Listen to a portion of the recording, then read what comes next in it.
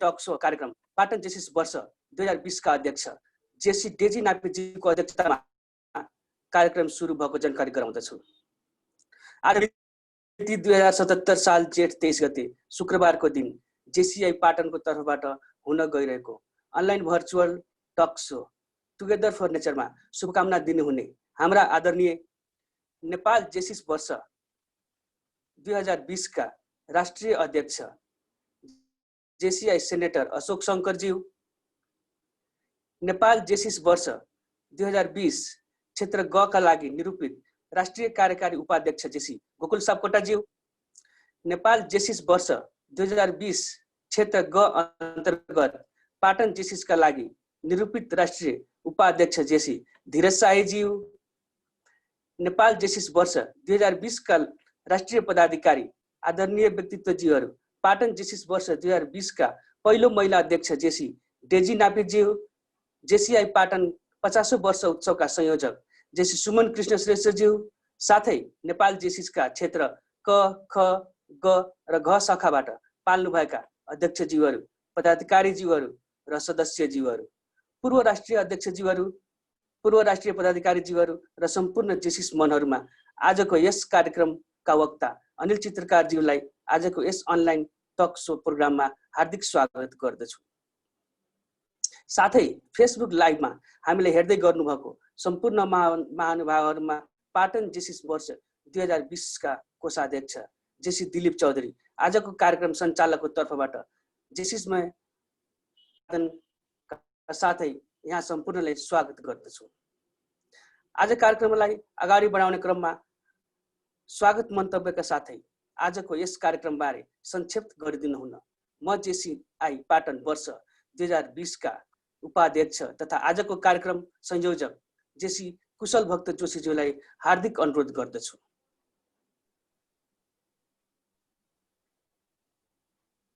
धन्यवाद कार्यक्रम श्रोता जेसी दिलीप चौधरीज्यू।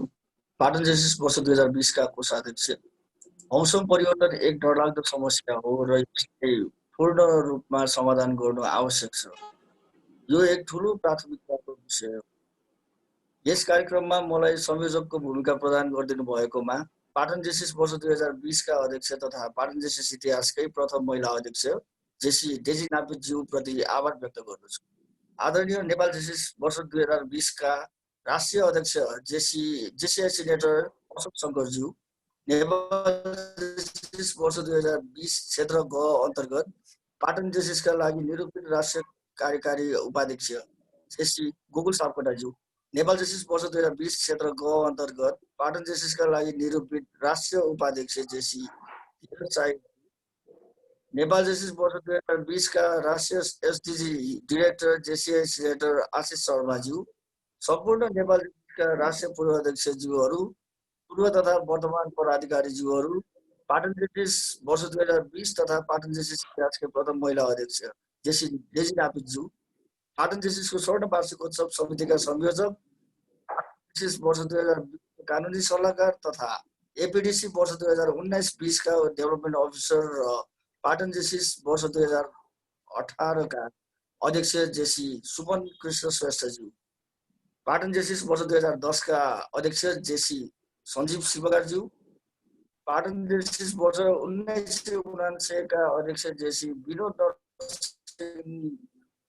श्रेष्ठज्यू तथा पाटन जेसिसका सम्पूर्ण पूर्व अध्यक्षज्यूहरू, पूर्व तथा वर्तमान पदाधिकारीज्यूहरू र सदस्यज्यूहरू, साथै नेपाल जेसिसका क्षेत्र क, ख, ग र घ शाखाबाट पाल्नुभएका पदाधिकारीहरू र सदस्यज्यूहरू र सम्पूर्ण जेसिस मनहरू तथा सम्पूर्ण अतिथिहरू लगायत आजको यस कार्यक्रमका वक्ता अनिल चित्रकारज्यूलाई आजको यस कार्यक्रममा हार्दिक स्वागत गर्दछु। यस कोभिड-19 को प्रकोपबाट विश्व त्राहिमाम भएको अवस्थामा पनि यहाँहरूको उपस्थिति अत्यन्तै सराहनीय छ। यस कार्यक्रमको शीर्षक प्रकृतिका लागि हाम्रो साथ, जसको मुख्य उद्देश्य भनेको वातावरण परिवर्तनको चेतना हो, जुन समृद्ध राष्ट्र सङ्घको द्विपक्षीय विकास लक्ष्यहरू मध्ये 13औं शीर्षकमा पर्दछ।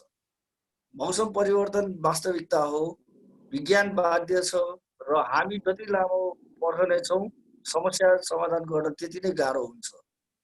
आशा छ यहाँहरूले यस भनाइलाई मनन गर्नुहुनेछ। साथै उपस्थित सम्पूर्णलाई विश्व वातावरण दिवसको उपलक्ष्यमा हार्दिक शुभकामना व्यक्त गर्दै आजको मेरो स्वागत टुङ्ग्याउँदछु। धन्यवाद। धन्यवाद उपाध्यक्ष जेसी कुशल भक्त जोशीज्यू। शुभकामना मन्तव्य दिनका लागि नेपाल जेसिस वर्ष 2020 का राष्ट्रिय एसडिजी निर्देशक जेसीआई सेनेटर आशिष शर्माज्यूलाई यो फ्लोर हस्तान्तरण गर्न चाहन्छु।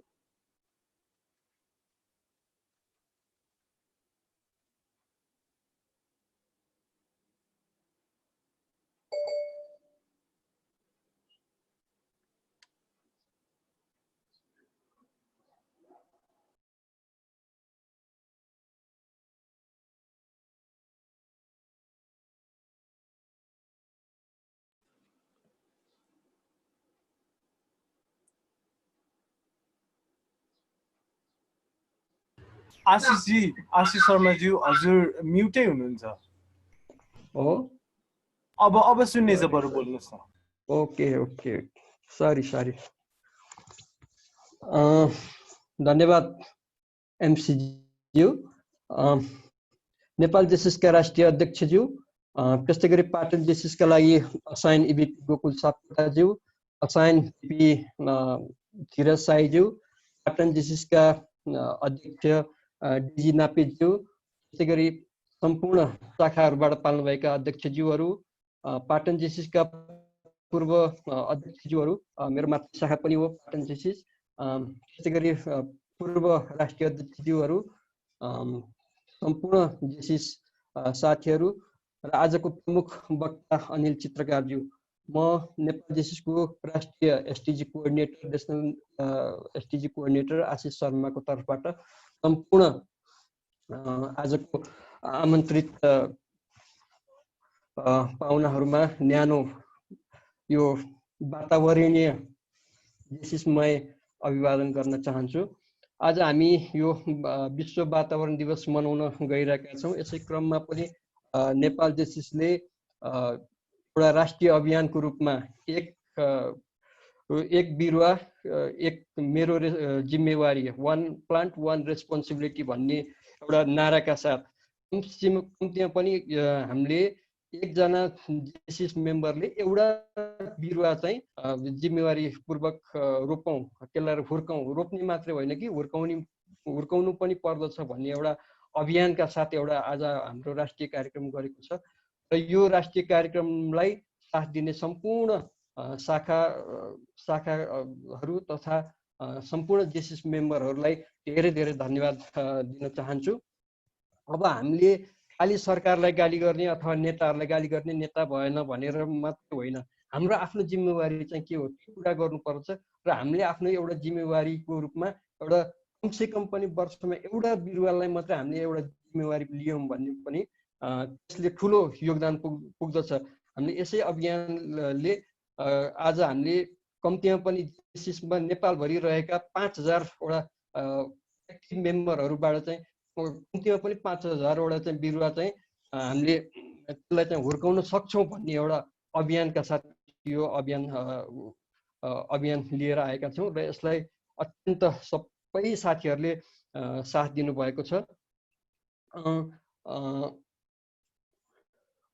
र यो हामीले जेसिस हुँदै गर्दाखेरि जेसिस एउटा शाखामा ड्युज तिरेर अथवा चाहिँ जेसिसको खालि एउटा आइडी कार्ड मात्रै भिरेर जेसिस हुने होइन कि समाजमा रहेका यस्तै साना साना कुराहरूबाट पनि हामीले कार्य गरेर योगदान गरेर जिम्मेवारी लिएर एक्टिभ एउटा जेसिसको पहिचान दिनुपर्दछ र सही समाजमा बेग्लै किसिमको पहिचान दिनुपर्दछ भन्ने कुराको हामीले एउटा यही प्रोग्रामलाई अगाडि सारेका छौँ। र यसै क्रममा म पाटन जेसिसलाई एउटा सुझाव पनि के दिन चाहन्छु भन्दाखेरि पाटन जेसिस हामीहरूको म गोदावरी जेसिस मेरो आफ्नो गोदावरी जेसिसको मातृ शाखा पनि हो र उहाँहरूको यो 50 वर्ष गोल्डन जुबुलीमा धेरै धेरै शुभकामना पनि दिन चाहन्छु।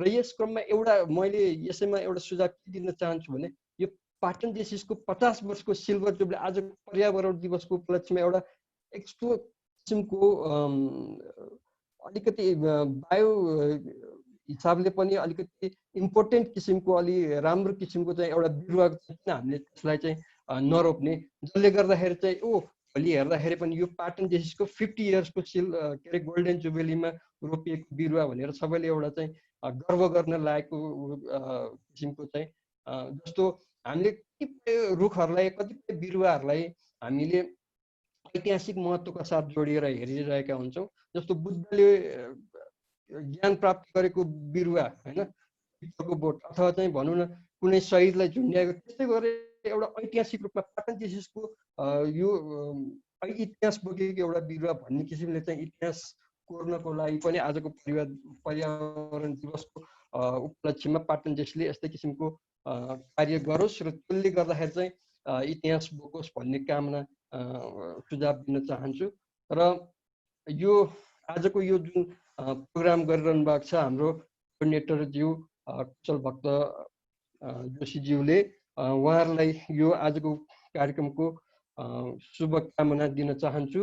र हाम्रो आजको वक्ता अनिल चित्रकारज्यूबाट हामीले धेरैभन्दा धेरै ज्ञान लिन सकौँ र यसलाई हामीले अझै उहाँबाट लिएको यो ज्ञानलाई हामीले अझ व्यवहारमा पनि उतार्न सकौँ भन्ने कामनाका साथ म तपाईँहरूबाट बिदा हुन चाहन्छु। जय जेसिस, धन्यवाद, नमस्ते। धन्यवाद सेनेटर आशिष शर्माज्यू। शुभकामना मन्तव्यकै क्रममा पाटन जेसिस वर्ष 2010 का अध्यक्ष जेसी सञ्जीव शिल्पकारज्यूलाई यो फ्लोर हस्तान्तरण गर्न चाहन्छु। धन्यवाद। आजको यस वर्ल्ड इन्भाइरोन्मेन्ट डेको उपलक्ष्यमा आयोजित टुगेदर फर नेचर विषयमा मलाई पनि आफ्नो केही भनाइ राख्ने अवसर दिनुभएकोमा पाटन जेसिस वर्ष 2020 को सम्पूर्ण नेतृत्व र सम्पूर्ण जेसिस साथीहरूलाई हार्दिक धन्यवाद ज्ञापन गर्न चाहन्छु। र आजको यो अत्यन्तै महत्त्वपूर्ण विषयमा अत्यन्तै महत्त्वपूर्ण व्यक्तिलाई हामीले एज अ चिफ गेस्ट भनौँ या चाहिँ सर्वाधिक महत्त्वपूर्ण व्यक्तिको रूपमा सेन्टर अफ अट्र्याक्सनको रूपमा हामीले अत्यन्त आदरणीय अनिल चित्रकार दाईलाई पाएका छौँ। Person whom I admire the most. मैले विभिन्न ओकेजनमा अनिल चित्रकार दाईसँग चाहिँ उहाँको मोटिभेसनल क्लासेसहरू पनि अटेन्ड गरेको छु।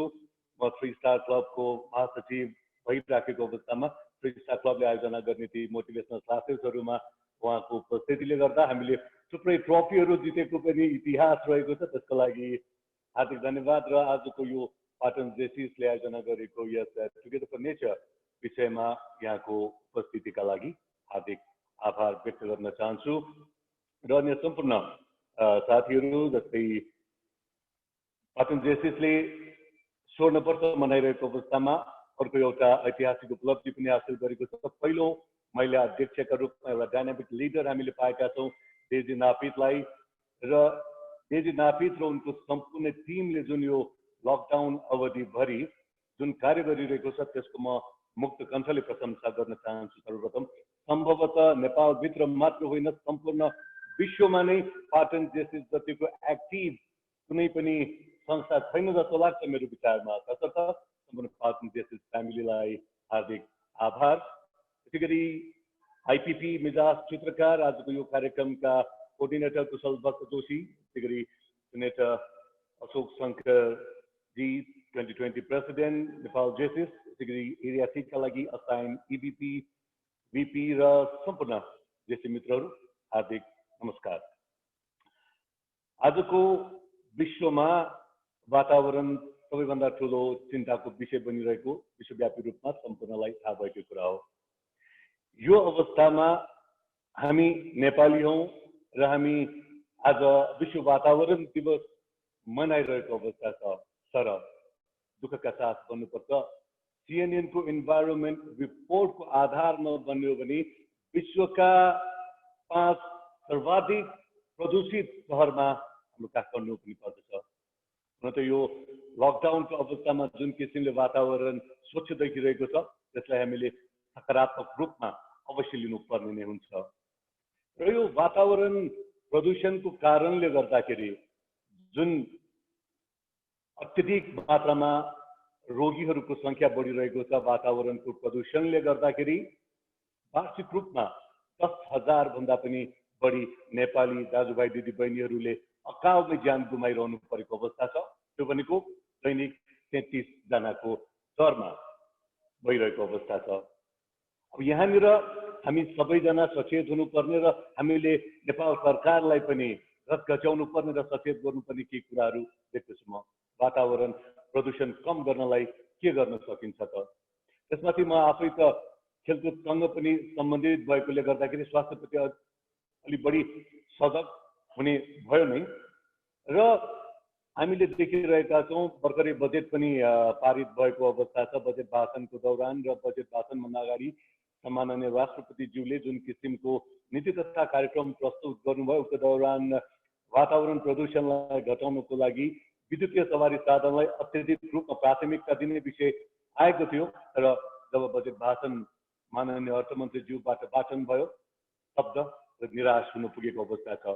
किनभने जुन किसिमले विद्युतीय सवारी साधनलाई प्रोत्साहन गर्नको लागि न्यून भन्सार दर कायम गरिएको थियो भने अहिले आएर त्यो भन्सार दरलाई निकै नै बढाइदिएको छ, जसले गर्दाखेरि सम्पूर्ण इलेक्ट्रोनिक भेहिकल व्यापारी व्यवसायी मात्र नभइकन सम्पूर्ण नेपाली नै यतिखेर निराश भएको अवस्था छ। यो विषयमा पनि हामी जेसिस मित्रहरू मात्र नभइकन सम्पूर्ण नेपालीले नै चाहिँ नि आवाज उठाउनु पर्ने देख्दछु म। यसले वातावरणलाई स्वच्छ बनाउँछ भन्ने कुरा अहिले लकडाउनको पिरियडमा स्पष्ट भइसकेको छ, छर्लङ्ग भइसकेको छ।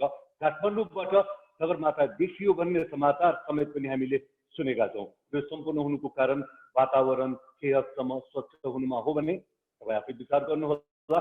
यदि नेपालभरि नै वातावरणलाई स्वच्छ बनाउने हो भने हामीले यो इलेक्ट्रिक भेहिकलहरू विद्युतीय सवारी साधनलाई प्रोत्साहन गर्न सकेको खण्डमा के कति फाइदा हुन सक्दछ। यसले मात्र वातावरणलाई स्वच्छ बनाएर नेपाली नागरिकको स्वास्थ्यमा सुधार गर्ने मात्र नभइकन जुन किसिमको व्यापारिक घाटा छ हाम्रो त्यसको लगभग 20 देखि 25% इन्धनमा मात्रै खर्च भइराखेको छ भने त्यो हामी घटाउन सक्छौँ। र साथै हाम्रो देशमा अहिले जति विद्युत उत्पादन भइरहेको छ र यथाशीघ्र छिट्टै नै 1300 मेगावाट विद्युत थप हुन गइरहेको अवस्थामा देशभित्र उत्पादन हुन गइरहेको विद्युत देशभित्र खपत गर्न सकिन्छ। र यसले अर्को एउटा के पनि फाइदा पुग्छ जस्तो लाग्दछ भने अब यो जुन कोरोनाको महामारी छ अब वैदेशिक रोजगारमा जानुभएका नेपाली दाजुभाइ दिदी बहिनीहरू लाखौँ 10औं लाखको सङ्ख्यामा 20औं लाखको सङ्ख्यामा देश फर्किने क्रम सुरु हुँदैछ।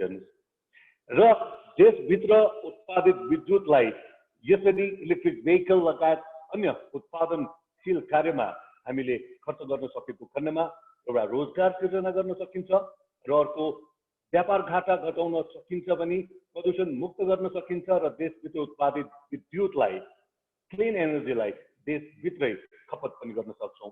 यी र यस्ता पोजिटिभ कुराहरूलाई हामीले जनमानसमा ल्याउनको लागि सक्ने जति सक्छौँ त्योभन्दा बढी नै हामीले एक्स्ट्रा एफोर्ट नै लगाउनु पर्ने देखिन्छ भने अब साउथ एसियामै जुन किसिमको हाइड्रो पावर हामीसँग छ त्यसले गर्दा एउटा साउथ एसियामा मात्र नभइकन एसियामा एउटा लिडिङ रोल प्ले गर्न सक्ने अवस्थामा भइरहेको राष्ट्र हो हाम्रो।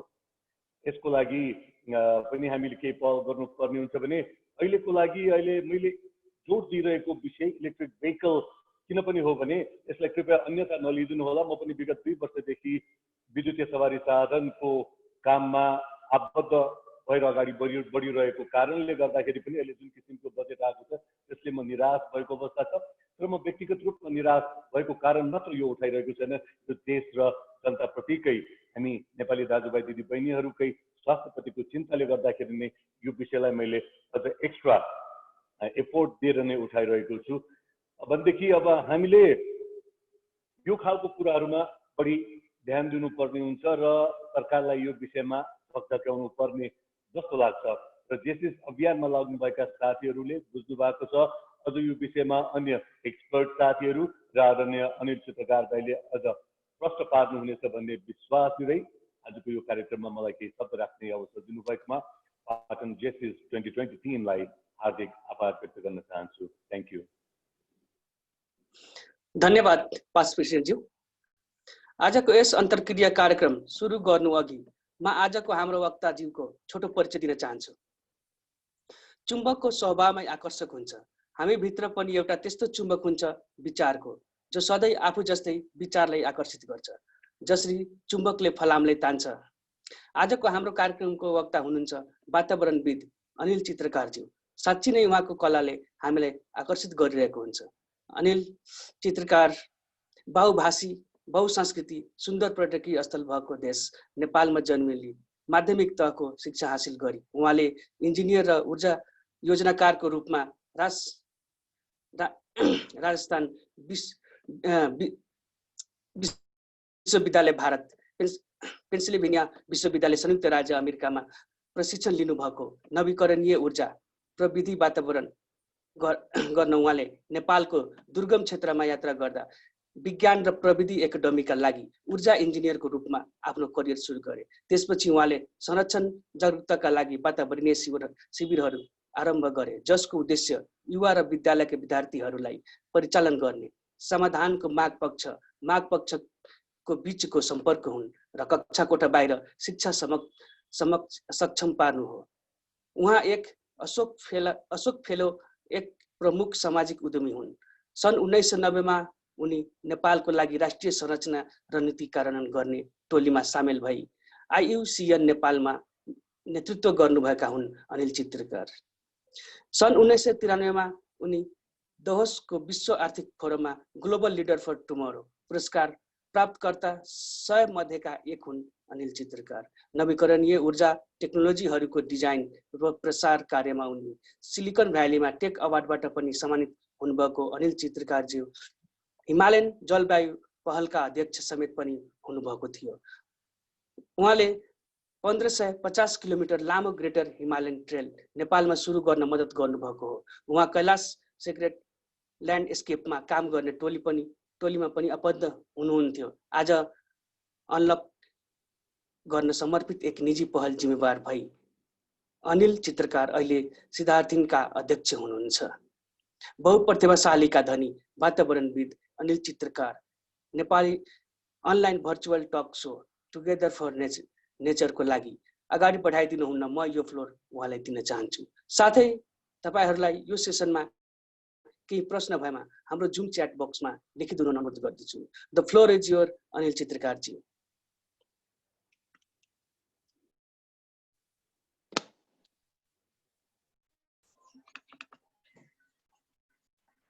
यो सुनिन्छ होला हैन? सुनिन्छ अनिललाई। अब यो शेयर स्क्रिन लेभल पनि दिउँ न।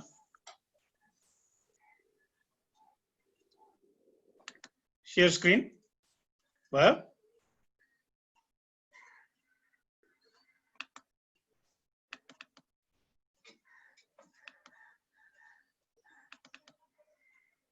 सो देखिन्छ?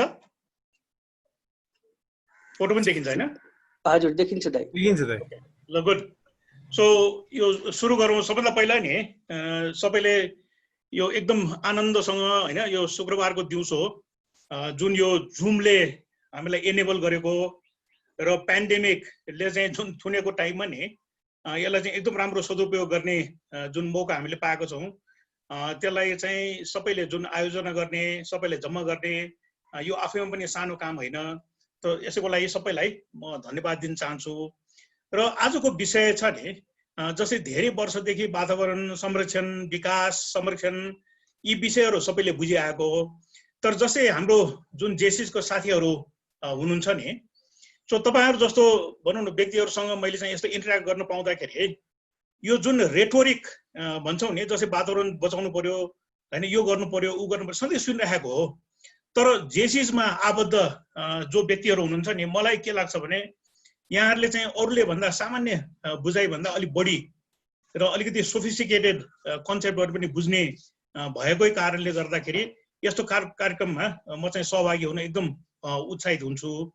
र सबभन्दा पहिलो मैले यहाँ जुन राखेको तस्बिर छ नि, यो पाटन दरबार क्षेत्रमा अथवा हनुमानढोका अथवा भक्तपुर गयो भने सधैँ देख्ने यो नरसिंहको चाहिँ स्ट्याच्यु हो। अब यहाँहरू सबैले देख्नु भएको होला। अब यो स्ट्याच्यु हामीले हेऱ्यौँ भने हामीले के सिक्नुपर्छ भने हाम्रो जुन कल्चर अथवा हाम्रो जुन सम्पदा भन्छौँ त्यसमा चाहिँ के छ भनेदेखि नि, जस्तै कुनै पनि समस्या समाधान गर्न त्यति सजिलो हुँदैन। सो त्यो समस्या कस्तो हुन्छ भन्दाखेरि न मानिसले मार्न सक्ने, न जनावरले मार्न सक्ने, न दिउँसो मार्न हुने, न राति मार्न हुने, न घरभित्र मार्न हुने, न घर बाहिर। सो यो बिचमा राखेर चाहिँ सिध्याउनु पर्ने भने मतलब जस्तै बुद्ध धर्म के लेखाएको छ मिडल पाथ पछि बिचको बाटो लिएर चाहिँ हामीले सिध्याउनु पर्ने विषय हुन्छ। त्यसैले यस्तो खालको छलफल गर्दाखेरि जस्तै ब्ल्याक एन्ड व्हाइट भन्छौँ नि कि सेतो कि कालो त्यति सजिलो प्रब्लमहरू होइन। सो यिनीहरू चाहिँ ग्रे प्रब्लम भन्छौँ नि जस्तै यो गऱ्यो भने असर यो पर्ने यो गऱ्यो भने यसमा असर यो पर्ने। त्यसैले एकदमै म्यानेजमेन्टमा एकदम दखिल यो एकदमै सिपालु व्यक्तिहरूले बुझ्ने। सो त्यसैले हाम्रो जुन आज जति हामी जम्मा भएका छौँ हामी माझबाट चाहिँ यस्तो खालको सोल्युसनहरू निकाल्नुपर्छ। So let us not take a simplistic view. Simplistic view भनेको कस्तो भन्दाखेरि यो जसले पनि गर्न सक्ने किन गरेन होला भन्ने हिसाबले होइन कि यो चाहिँ एउटा कम्प्लिकेटेड इस्यु हो। त्यसैले मैले बुझ्नुपर्छ र मैले चाहिँ लिडरसिप दिनुपर्छ भन्ने हिसाबले हामी अगाडि जानुपर्छ। सो यति भनेर छ नि साउन्ड र के भिजुअल ठिक छ? Good okay. So next picture चाहिँ अब यो हामी कुनै भनौँ न पौवा पसलमा अथवा थाङ्का पसलमा हामी गयौँ भने यो सबैले देख्ने एउटा कालचक्र भनेर यो जुन पौवा छ नि अब यसमा धेरै डिटेल नहेरिकन बिचमा तपाईले त्यो केन्द्रको जुन चक्का छ नि त्यसमा अलि निहालेर कहिले मौका पाएको बेलामा हेर्नुस् त्यहाँ तीनवटा जनावर हुन्छ।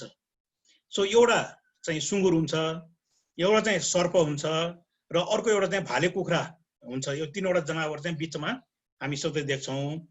सो यस्तो खालको वातावरण दिवसको दिनमा जेएसएसले अर्गनाइज गरेको प्रोग्राममा हामी सबैले सुरुवात कहाँबाट गर्नुपर्छ भन्दाखेरि द रुस्टर अथवा त्यो भाले कुखुराले केलाई सिग्निफाई गर्छ भन्दाखेरि लोभ अथवा ग्रिड। जस्तै भाले कुखुराले तपाईले त्यो अन्न खाएको देख्यो भने उसले एकदम छिटो खाएर यहाँ चाहिँ जम्मा गर्छ। सो ग्रिड चाहिँ एउटा समस्या भयो। सर्पले चाहिँ केलाई सिग्निफाई गर्छ भन्दाखेरि इगो। अब इगो भनेको सर्प भनेको सोसिएबल एनिमल छैन, अरूसँग घुलमिल गर्दैन, उसको इगो अथवा अहम चाहिँ एकदमै ठुलो हुन्छ।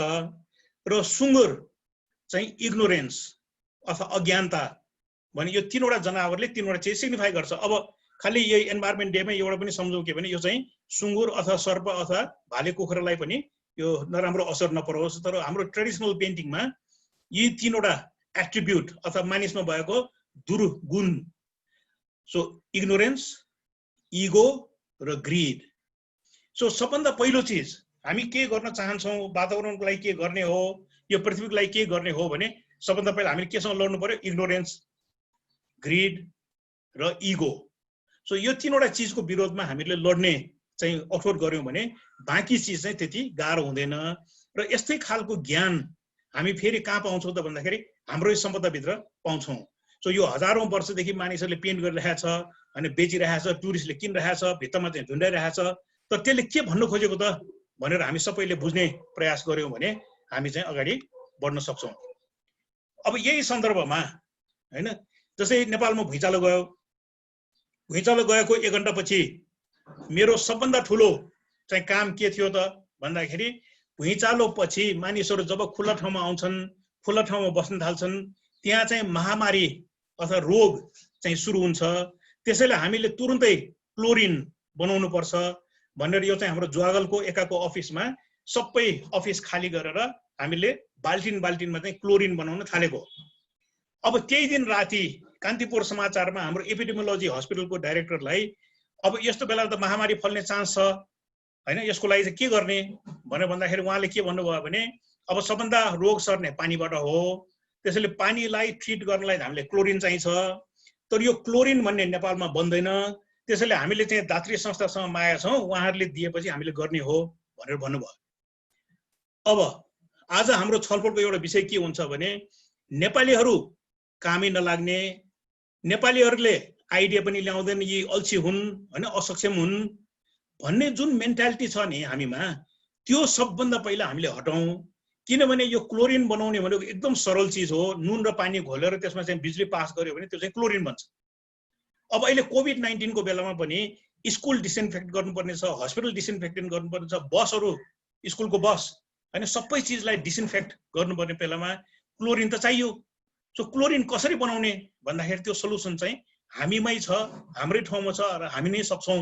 सो सबभन्दा पहिलो एउटा एटिट्युड के हुनु पर्यो भने यी चिजहरू भने खालि विदेशबाट ल्याउने, विदेशमै मात्रै हुन्छ भन्ने त्यो जुन भावना छ नि त्यो चाहिँ निकालेर हामी नै सक्छौँ, हामी मध्ये नै यस्तो काम गर्न सक्षम व्यक्तिहरू छन् भनेर चाहिँ हामीले आइडियाहरू चाहिँ जेनेरेट गर्नुपर्छ।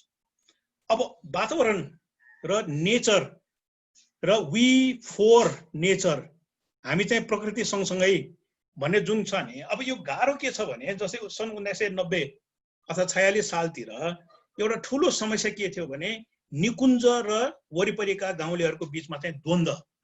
सो यसलाई हामी पार्क एन्ड पिपल कन्फ्लिक्ट भनेर भन्छौँ। र त्यो जस्तोसुकै कन्फ्लिक्ट, जस्तोसुकै अग्रेसिभली मान्छे आउँदाखेरि पनि मेरो तर्क सधैँ उहाँहरूलाई के भन्थ्यो भने एउटा गैँडाले कति नेपालीलाई जागिर खुवाउँछ। सो अघि पनि कुरा उठ्यो नि हैन, त्यो गैँडा भनेको संरक्षण मात्रै गर्ने होइन नि। सो दरबार मार्गमा टुरिज्मको ट्राभल एजेन्सी खोल्नेले के देखाएर उसले जागिर खाएको छ, त्यही गैँडा देखाएर न हो। युरोपमा हैजाजको टिकट बेच्ने के देखाएर उसले चाहिँ जागिर खाइरहेको छ, त्यही गैँडा देखाएर न हो। सो जति चितवनमा होटलहरू छन्, बर्दियामा होटल छन्, उसले के देखाएर चाहिँ होटल चलाइरहेको छ, त्यही गैँडा देखाएर हो नि। सो अलिकति आज हामीले एउटा के बुझ्नुपर्छ भने गैँडा संरक्षणको लागि गैँडा संरक्षण गरे होइन कि एउटा गैँडाले धेरै नेपालीलाई जागिर दिएछ र गैँडा भनेको आफै एउटा अर्थतन्त्र हो। So the rhino itself is an economy. र त्यो इकोनोमी हामीले बुझ्यौँ भने अघि जुन कुरो उठ्यो, ए मलाई पनि फाइदा हुँदो रहेछ, मेरो होटलको कोठा चाहिँ बिक्री हुँदो रहेछ भनेर हामीले बुझ्न थाल्यौँ भने एन्भाइरोमेन्ट मात्रै जोगाएको होइन कि वी आर फोर नेचर अथवा प्रकृति सँगसँगै हामी छौँ भन्ने भावना चाहिँ बुझाउन सकिन्छ। नभए प्रकृति भनेको अलग चिज र त्यसलाई संरक्षण गर्ने व्यक्तिहरू चाहिँ अलग र म चाहिँ अलग भन्ने जुन त्यो भावना छ त्यसलाई चाहिँ समाजबाट हटाउनुपर्छ। र यो तस्विरमा एकदम स्पष्ट देखिन्छ एउटा गैँडाले कति टुरिस्टलाई पालेछ र त्यो टुरिस्टको होटल, उसलाई खाना खुवाउने, उसलाई चाहिने वेटर वेट्रेसहरूदेखि लिएर अर्ग्यानिक फार्मदेखि लिएर बस चलाउने मान्छे, गाडी चलाउने मान्छे, हैजा चलाउने मान्छे, ती सबैको जब चाहिँ केमा डिपेन्ड हुन्छ, यो गैँडामा डिपेन्डेन्ट छ। सो यो जुन नेचरलाई बचाउने भनेको इकोनोमिक हो, इकोनोमी भनेको जब हो र यसलाई चाहिँ हामीले संरक्षण गर्नुपर्छ भनेर इकोनोमिक आर्गुमेन्ट चाहिँ धेरै मान्छेले बुझ्दो रहेछ। कन्जर्भेसनको आर्गुमेन्ट मात्रै अगाडि सार्यो भने धेरैले नबुझ्ने रहेछ भनेर हामीले बुझ्नुपर्छ। अब जुन अघिको जुन एड डिपेन्डेन्सीको कुरा आयो नि, जस्तै तपाईँ नर्वेको हिस्ट्री हेर्नुहोस् अथवा जर्मनीको हिस्ट्री हेर्नुहोस् अथवा जापानको हिस्ट्री हेर्नुहोस्, जस्तै विश्वयुद्धपछि यी देशहरू सबै ध्वस्त भए र त्यो ध्वस्त हुँदाखेरि जस्तै जर्मनी कसरी बन्यो त भन्दाखेरि मार्शल प्लान भन्ने एड प्याकेजबाटै बनेको। सो त्यस्तै गरेर फिनल्यान्ड होस्, नर्वे होस्, जापान होस्, यी सबैले पनि बाहिरबाट कहीँ न कहीँबाट सहायता पाएर उसले चाहिँ काम गरेको। सो नेपालमा पनि हो, हाम्रो देशमा धेरै वर्ष चाहिँ द्वन्द्व भयो हैन, यहाँ चाहिँ भुइँचालो गयो, त्यसपछि इन्डियाले ब्लकेट गर्यो, त्यसपछि अहिले कोभिड-19 को चाहिँ हाम्रो महामारीबाट हामी भोगिरहेका छौँ। त्यसैले हामीलाई सहयोग चाहिन्छ भनेर सहयोग माग्नु एउटा चिज हो। तर यो पाटन दरबार स्क्वायरको हेरौँ, यो जुन मन्दिर बनाउँदाखेरि त्यो वरिपरि जुन जाली लगाएको छ नि, त्यो जाली शुद्ध जापानसँग माग्नुपर्ने हाम्रो स्थिति जुन आएको छ नि, यो चाहिँ लाजै मर्दो छ। त्यसैले यस्तो चिजहरू हैन, जस्तै जापानसँगै माग्नु छ भने बरु रिङ रोडमा चलाउने रेल मागौँ न। तर एउटा मन्दिर छोप्नु पर्ने चाहिँ जाली माग्नेसम्म हामी चाहिँ पुगिसकेका छौँ। सो यस्तो खालको भित्रदेखि रिस चाहिँ उठेन भने खास हामीले के गर्न सक्दैनौँ भन्ने हिसाबले मैले यो तस्बिर चाहिँ यहाँ राखेको। अब अघि कुरो उठ्यो हैन, नेपालीहरू फर्किँदैछन् हैन, विभिन्न देशमा गएका थिए, अब उनीहरू फर्किँदैछन्। सो कुनै पनि देशको इतिहासमा एउटा के हुन्छ भन्दाखेरि जस्तै आयरल्यान्डलाई लिउँ राम्रो इक्जाम्पल, जहाँबाट चाहिँ धेरै मानिसहरू पहिला अमेरिका गए हैन, आयरल्यान्डको इकोनोमी खतम भयो, आयरल्यान्डमा फ्यामिन भयो र त्यो फ्यामिनकै कारणले धेरै मान्छेहरू छोडेर गएको कारणले आयरल्यान्ड एकदमै अविकसित देश थियो। तर एउटा यस्तो परिस्थिति आउँदो रहेछ जहाँ चाहिँ अमेरिकामा धेरै वर्ष काम गरेर आइरिसहरू चाहिँ आयरल्यान्ड फर्के र केही वर्ष यतासम्म सबभन्दा हाइएस्ट ग्रोथको देश आयरल्यान्ड बनेको छ। सो कहिलेकाहीँ इतिहासमा हामीले एउटा के सोच्नुपर्छ भन्दाखेरि वातावरण संरक्षण गर्ने कुरा अथवा विकास गर्ने कुरामा के चाहिन्छ त देशमा भन्दाखेरि कहिलेकाहीँ बाहिरबाट हेरेर आएका, बाहिरबाट सिकेर आएका, बाहिरबाट अलिअलि पैसा जोगाएर आएका मान्छेहरू आउँदाखेरि यही हो कि मौका नेपाललाई बनाउने, यहाँको वातावरण संरक्षण गर्ने, यो सबै चिज चाहिँ अलिकति, किनभने उनले एक्सपोज पाएछ होइन, अलिकति पैसा पनि कमाएछ र अलिकति स्किल पनि उसले ग्यादर गरेको छ भने maybe this is the opportunity. So यो हेऱ्यो, यो तस्बिर हेऱ्यो भने नि यो स्केच हो। सो यो मानिसहरू पहिला चाहिँ माथि चढेर जान्थे, अब आजदेखि चाहिँ तल ओर्लेर आउने चाहिँ चान्स। अब अर्को एउटा यो मैले तस्बिर एकदमै महत्त्वपूर्ण तस्बिर मैले यहाँ किन राखेको छु भने यो चाहिँ छठ पर्वको तस्बिर हो। अब छठ पर्वलाई तपाईँ यो तस्बिर हेर्नुभयो भने यस्तो अचम्मको एउटा कल्चरल छ कि पानीमा उभिएर सूर्यलाई कदर गर्ने, सूर्यलाई धन्यवाद दिने, सूर्यको अगाडि झुक्ने र हातमा हेर्नुहोस् त नरिवल कुनै खानेकुरा र पछाडि चाहिँ हरियो पात। एउटा सबैले हामीले के सोच्नुपर्छ भने मानिस भएर यो पृथ्वीमा जन्मिएपछि तपाईँ फ्यामिली मार्टमा जानुहोस्, भातबडिनीमा जानुहोस्, एकपल्ट पसलमा वरिपरि हेर्नुहोस्, कति चिज हामीलाई आवश्यकै नभएको चिजहरू त्यहाँ धेरै पाइन्छ। हामीलाई चाहिँदैन, तर खल्तीमा पैसा भएको कारणले हामी किन्छौँ, त्यसलाई चाहिँ फ्याँक्छौँ, त्यसलाई नै हामी प्रदूषणको रूपमा पछि हेर्छौँ। तर संसारमा एउटा सबै चिजले के बुझ्नुपर्छ भन्दाखेरि मानिस यो पृथ्वीमा बाँच्नको लागि जम्मा 3वटा चिज चाहिन्छ।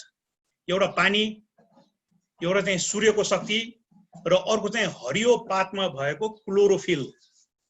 सो यो 3वटा चिज भयो भने 8 अर्ब मानिस संसारमा जुनसुकै बेला जसरी पनि बाँच्न सक्छ। खालि हामीलाई सूर्य चाहिन्छ, हामीलाई पानी चाहिन्छ र हामीलाई क्लोरोफिल चाहिन्छ। अब तपाईँ लिस्ट बनाउनुहोस्, 4 नम्बर 5 नम्बर 6 नम्बर जति लिस्ट बनाउनुहोस्, ती चाहिँ भए राम्रो, तर नभए पनि केही हुनेवाला छैन। सो घाम लाग्नु पर्यो, पानी हुनु पर्यो र क्लोरोफिल। सो एउटा सबैले के बुझ्नुपर्छ भने मानिस भएर बाँच्दाखेरि त धेरै चिज त नचाहिने रहेछ। यी 3वटा चिजको हामीले संरक्षण गर्यौँ भने त बाँकी सबै चिज हुँदो रहेछ। So we have to protect the chlorophyll in the plants, we have to protect the sun, and then we have to protect water. र बाँकी सुपरमार्केटबाट सबै चिज हामीले निकालेर फ्याँके पनि केही फरक हुनेवाला छैन, किनभने मानिसको बेसिक निड भनेको यो 3वटा चिज हो र यो 3वटा चिजले चाहिँ संसार नै चल्छ भनेर हामी सबैले बुझ्नु एकदम जरुरी छ। अब एफिसिएन्सी भन्ने शब्द पनि सबैले एकदम बुझ्नु जरुरी छ। अब म सधैँ यो एक्जाम्पल दिन्छु, जस्तै पहिला हामीसँग मैनबत्ती थियो बत्ती बाल्नको लागि, त्यो मैनबत्ती हामीले के गर्यौँ, इन्क्यान्डेसेन्ट अथवा त्यो जुन चिम इन्क्यान्डेसेन्ट बल्ब भन्छौँ, त्यो चिम कस्तो थियो तपाईँले सबैले याद छ।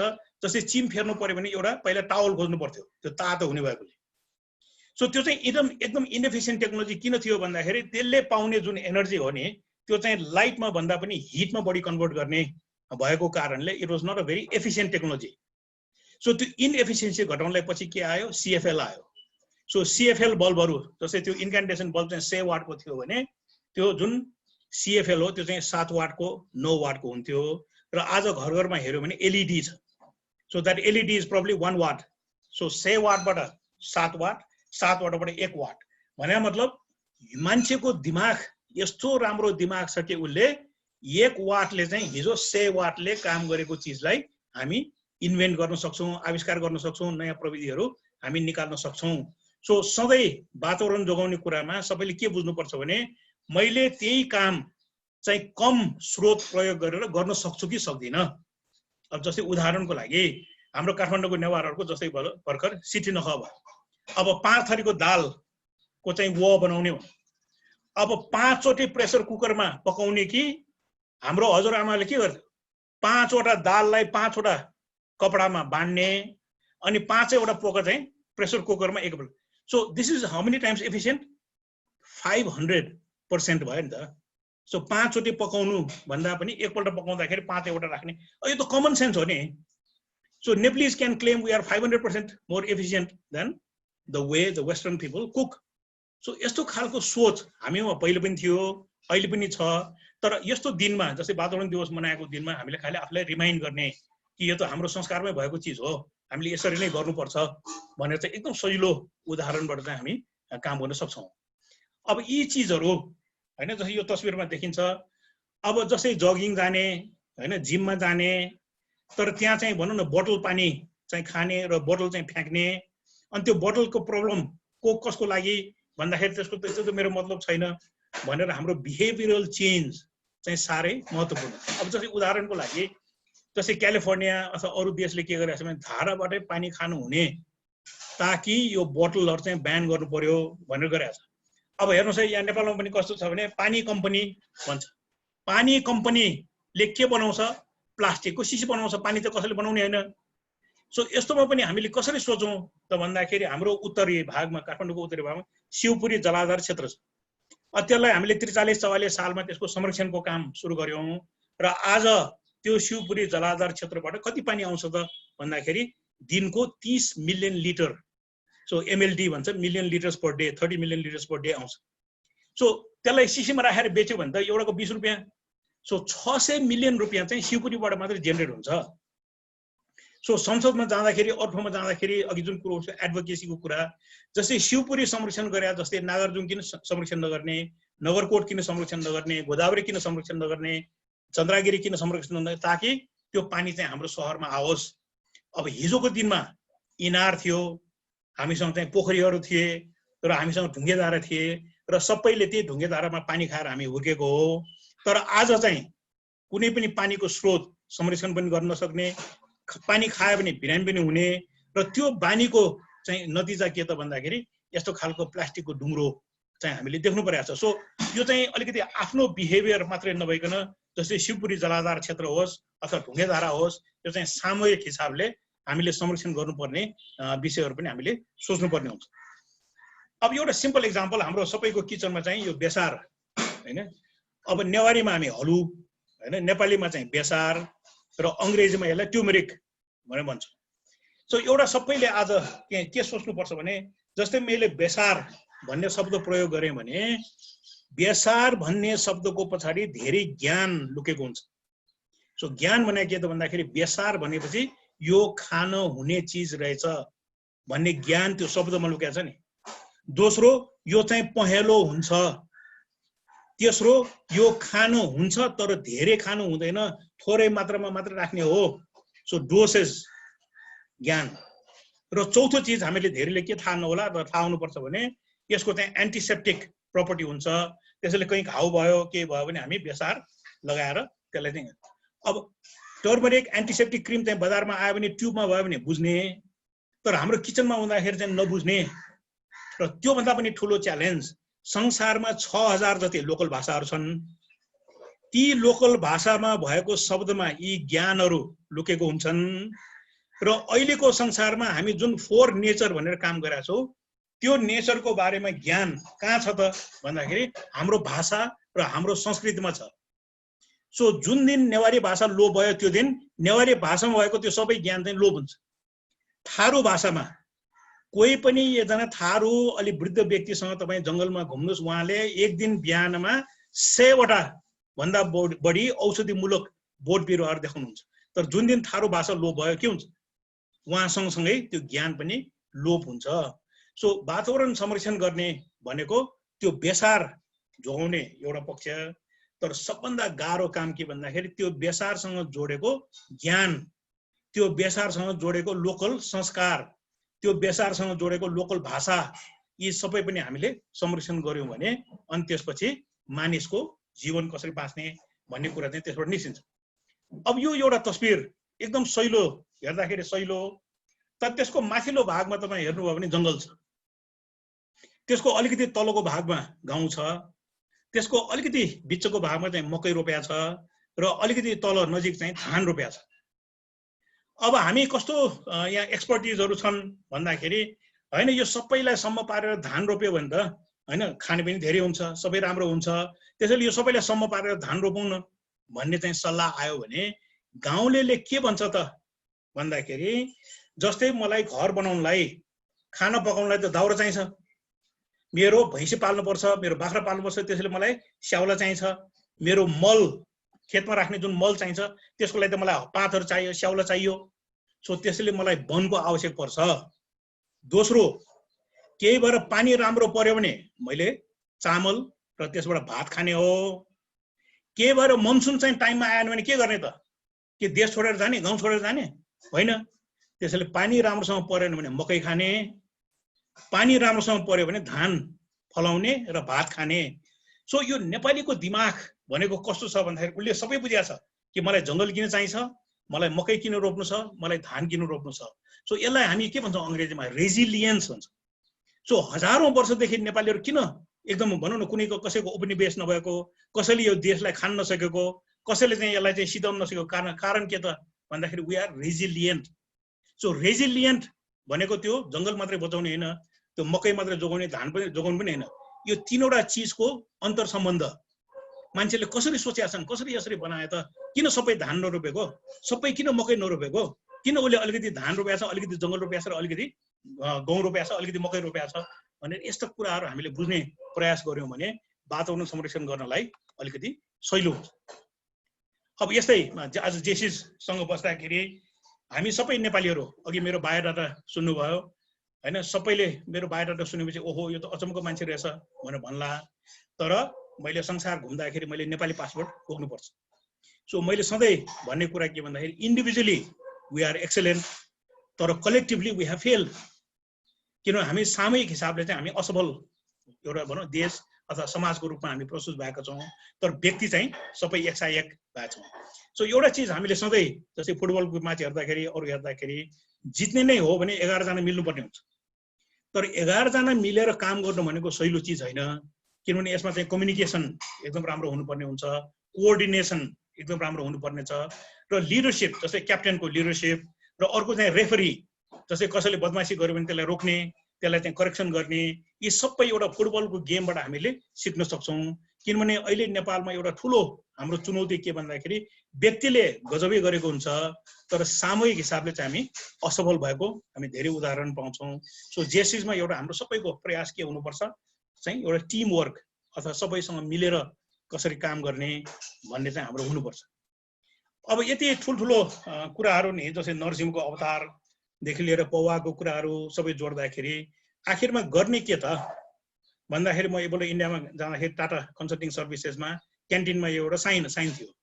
अब हेर्नु चाहिँ कति सजिलो sign, take all you can eat but eat all you can take होइन। Yesterday's wastage was 45 kg which can feed 180 people भनेर आएछ। अब हाम्रो पाटनभित्रै अथवा भनौँ न यो जेसिसको नेटवर्कभित्र पार्टी प्यालेस कति छन् होइन, भोज खाने ठाउँ कति छन्, रेस्टुरेन्टहरू कति छन्, हामी कति फ्याँक्छौँ अन्न, र त्यो अन्न आज नपाएर कति मान्छे चाहिँ भोकै मरिरहेका छन् होइन। यो इक्विटीको प्रश्नहरू हुन्। तर अल्टिमेटली तपाईँले संसारमा जस्तोसुकै इन्भाइरोमेन्ट, नेचर, डेभलपमेन्टको कुरा गरे पनि it comes down to individual behaviour. मेरो भ्यालु सिस्टम के हो, म खान्छु तर कहिले पनि खेर पठाउँदिनँ भन्ने मेरो इन्डिभिजुअल भ्याल्यु हो। हाम्रो क्यान्टिनमा खाना वेस्टेज गर्न दिन्न। अब हाम्रो संस्कार नै कस्तो छ भन्दाखेरि भोज खाने मान्छेले फ्याँकेर गएन भने के खायो त होइन, त्यो फ्याँकेको ढुङ्ग्रोबाट न आज गजबसँग खाइयो भनेर भन्ने जुन कल्चरहरू छन्, त्यसैले हाम्रो कल्चरमा हुँदैमा ट्रेडिसनमा हुँदैमा राम्रो हो, र फ्याँक्यो भने त्यो चाहिँ धेरै खुवाएको राम्रोसँग खुवाएको भन्ने यस्तो खालको चलनहरू होइन कि खाद्यान्नमा कम कसरी गर्ने होइन। जस्तै अहिले जुमबाट गर्दाखेरि त केही पनि वेस्टेज नहोला, तर भोलि यही प्रोग्राम चाहिँ कहीँ पार्टी प्यालेसमा गरेको भए वेस्टेज कति हुन सक्थ्यो भन्ने हिसाबले हामी सोच्नुपर्छ। किनभने अल्टिमेटली यो पृथ्वीलाई जोगाउने भनेको इन्डिभिजुअल एक्सन र इन्डिभिजुअल भ्याल्युजमा चाहिँ भर पर्छ। अब त्यस्तै गरेर अहिले ठुलो पिक्चरमा हेर्ने हो भने अघि पनि कुरा उठ्यो, पोलिटिक्स भनेको एकदम ठुलो चिज हो। हामीले कस्तो खालको मेयर छान्छौँ, कस्तो खालको वडा अध्यक्ष छान्छौँ, कस्तो खालको प्रधानमन्त्री राष्ट्रपति छान्छौँ, यसले चाहिँ हामीले धेरै असर पर्छ। अब अघि कुरा उठ्यो बिजुलीको गाडी होइन, नेपालमा 1300 मेगावाट यो वर्ष जोड्दैछ, तर इन्डियाबाट र गल्फबाट चाहिँ डिजल झिकाउने, पेट्रोल झिकाउने, र अघिकै सन्दर्भ जोड्दाखेरि हिजो त उहाँहरूले पठाएको पैसाबाट चाहिँ हामीले पेट्रोल र डिजल किन्यौँ।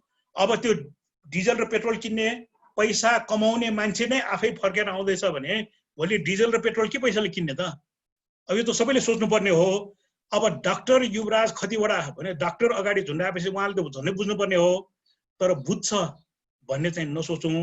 सो हरेकपल्ट चुनाव हुँदाखेरि अथवा हाम्रो आफ्नो चाहिँ भनौँ न कुराहरू व्यक्त गर्ने बेलामा एकदम राम्रोसँग सोचेर व्यक्त गरौँ, न कि भनौँ न अहिले जो भए पनि मेरो पार्टीको मान्छे हो यसलाई जिताउँ अनि भोलि जे भए पनि देखा जाएगा भन्ने जुन हाम्रो संस्कार छ नि त्यसलाई पनि अलिकति त्याग्नुपर्ने छ। किनभने हामीले यसरी भोट गर्न जाने बेलामा अब यो तस्बिर हेर्नुहोस् हाम्रो चुनावमा होइन, अमेरिकामा 2 जना उठ्छन्, यहाँ हामी कहाँ कतिजना उठ्छन्, यो प्रब्लम।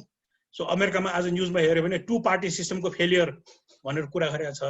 अब नेपालमा चाहिँ 130 पार्टी सिस्टम त्यो पनि अलि अति भएको छ, बिचको बाटो चाहिँ छान्न पर्ने छ। अब यो लास्ट तस्बिर चाहिँ के छ भने क्लाइमेटसँग जोड्दाखेरि सो बेसिकली सबैले बुझेको के भन्दाखेरि रुख, अघि जुन कुरो उठ्यो रुख रोप्ने। सो रुखमा भएको हरियो क्लोरोफिलले के गर्छ, कार्बन डाइअक्साइडलाई आफ्नो खानाको रूपमा प्रयोग गर्छ। त्यसैले हामीले रुखलाई के भन्छौँ, सिङ्क। र हामीले जस्तै अहिले मैले बोल्दाखेरि मैले सास फेर्दाखेरि कार्बन डाइअक्साइड बाहिर निकालेको छु र अक्सिजन चाहिँ भित्र ल्याएको छु। So I am the source. So source र सिङ्क यो दुईटाको ब्यालेन्स भयो भने संसारमा केही प्रब्लम भएन।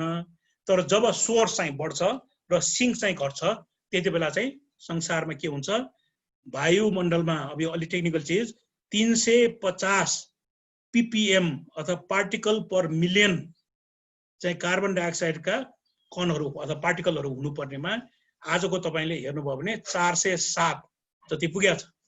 सो 350 हुनुपर्ने ठाउँमा 407 हुँदाखेरि त्यसले हामीलाई एउटा सिरक जस्तो वडाइदिन्छ र त्यो सिरक जस्तो वडाएको जुन कणहरू छन् त्यहाँ चाहिँ सूर्यबाट आएको जुन विकिरण छ त्यसले पृथ्वीमा हिर्काएपछि फ्रिक्वेन्सी चेन्ज हुन्छ र त्यो बाहिर निस्किन खोज्दाखेरि ऊ चाहिँ निस्किन सक्दैन। सो त्यसरी हिट ट्र्याप हुने चिजलाई चाहिँ ग्लोबल वार्मिङ भन्छ र त्यो ग्लोबल वार्मिङको असर चाहिँ क्लाइमेट चेन्ज। सो यो सबैले बुझेको चिजहरू हो, गाह्रो होइन। तर गर्ने के त भन्दाखेरि सोर्स घटाउने, सिङ्क बढाउने। सो त्यति गाह्रो होइन। र अघि जुन कुरो कमसेकम एकजना जेसिसको भनौँ न भलन्टियर अथवा मेम्बरले एउटा रुख रोप्यो भने कमसेकम आफूले निकालेको कार्बन डाइअक्साइड चाहिँ कम गर्ने।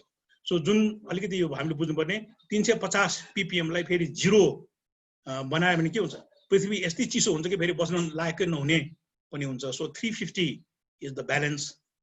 अहिले चाहिँ 407 पुगेको छ, which is a problem. So we have to work together to bring 407 ppm लाई डाउन टु 350 ppm। र अघि भने जस्तै त्यति सहिलो विषय चाहिँ होइन। सो यसलाई चाहिँ अलिकति सबैले मनन गरौँ, सबैले सोचौँ र यस्तो दिनमा हामीले एउटा भनौँ इन्भाइरोमेन्टलाई डेडिकेट गर्दाखेरि कल्चरल एस्पेक्ट, सोसियल एस्पेक्ट र इकोनोमिक एस्पेक्ट र त्यो सबैलाई बाँड्ने चाहिँ गभर्नेन्सको एक्सेप्ट। सो यी सबै चिजलाई हामीले समेट्यौँ भने आजको दिन यो किन मनाएको र हाम्रो जेसिसले चाहिँ यत्रो ठुलो मेहनत गरेर किन हामीलाई जुममा यसरी बोलाएको र आजैदेखि मैले चाहिँ के गर्नुपर्छ भन्ने कुरा चाहिँ अलिकति स्पष्ट होला। तर अब छलफल गरौँ र त्यसपछि बाहिर गएर काम गरौँ, रुख रोपौँ होइन, एउटा गमलामा भए पनि केही फलाउने चाहिँ प्रयास गरौँ। सो यति भनेर फेरि मलाई आज बोलाएकोमा धन्यवाद। सो अब चाहिँ एउटा छलफलको अथवा प्रश्न जवाबको कार्यक्रममा चाहिँ जाउँ भन्ने चाहिँ मेरो सोच। धन्यवाद। धेरै धेरै धन्यवाद अनिल चित्रकारज्यू। साँच्चै नै भन्नुपर्दा प्रगति परिवर्तन बिना असम्भव छ। जसले आफ्नो मस्तिष्क परिवर्तन गर्न सक्दैन उसले केही परिवर्तन गर्न सक्दैन। कार्यक्रमलाई अगाडि बढाउने क्रममा हाम्रो प्रश्न उत्तरको सेसन रहेको छ।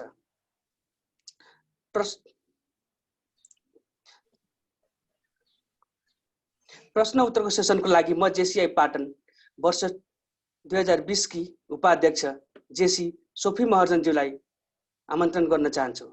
JC Sophie Maharjan, the floor is your.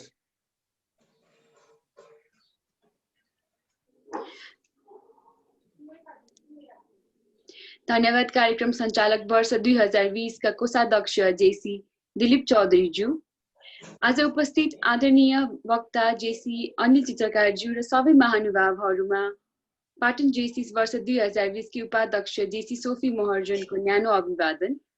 कार्यक्रमलाई अगाडि बढाउने क्रममा प्रश्न उत्तरको सेसनलाई लिँदै हामीले जुन च्याट बक्समा प्रश्न देखिरहेका छौँ र आफ्नो प्रश्न राखिदिनु हुन म जेसी पाटन जेसीस का सेक्रेटरी जनरल जेसी प्रवेश मल्लज्यूलाई यो फ्लोर दिन चाहन्छु।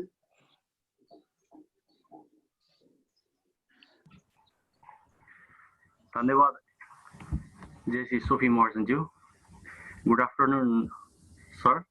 आजको मेरो प्रश्न रहेको छ, नेपालको प्रपोज प्रोजेक्ट निजगढ एयरपोर्ट जुन अहिले सुप्रिम कोर्टले हल्ट गरेको छ, त्यो एयरपोर्ट बनेको भए र पछि फेरि बनिएको विश्वमा यो 4th ठुलो एयरपोर्ट हुनेछ।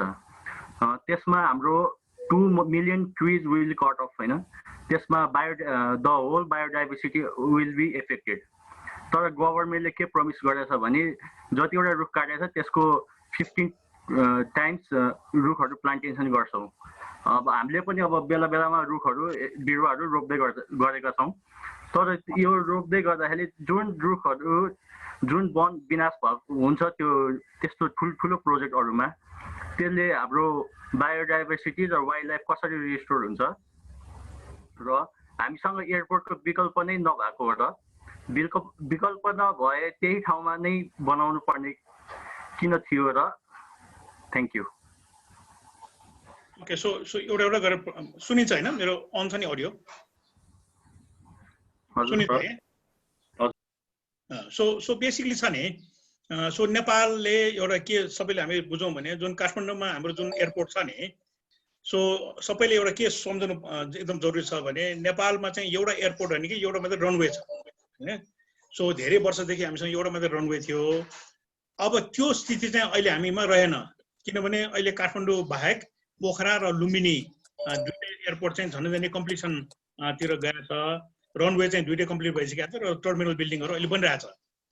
अब यो रुख काट्ने नकाट्ने भन्ने विषयमै हामी एन्टर नगरिकन सबभन्दा पहिलो प्रश्न हामीले के गर्नुपर्छ भने नेपाल जस्तो देशमा एउटा रनवे भएको देशले यतिका वर्ष चल्ने र अब चाहिँ 3वटा एयरपोर्ट हुँदाखेरि पनि नपुग्ने यो किन भनेर अलिकति ब्रड पिक्चर, किनभने लुम्बिनी, पोखरा र काठमाडौँ 3वटा एयरपोर्ट भएपछि 200 किलोमिटर बाई 100 किलोमिटरको जुन एरियामा 4वटा इन्टरनेसनल एयरपोर्ट भनेको सायद संसारमा कहीँ पनि हुँदैन।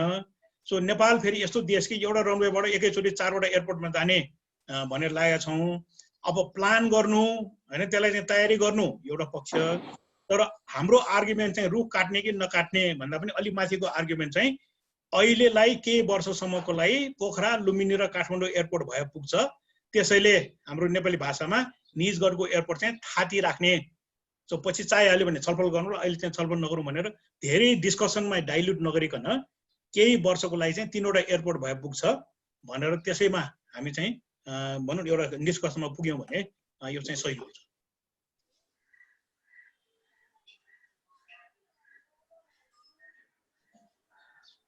धन्यवाद आदरणीय अनिलज्यू। र अगाडि बढ्दै म आफ्नो अर्को प्रश्न राखिदिनु हुन आइपिपी जेसीआई पाटन जेसी मिजाज चित्रकारज्यूलाई यो फ्लोर दिन चाहन्छु।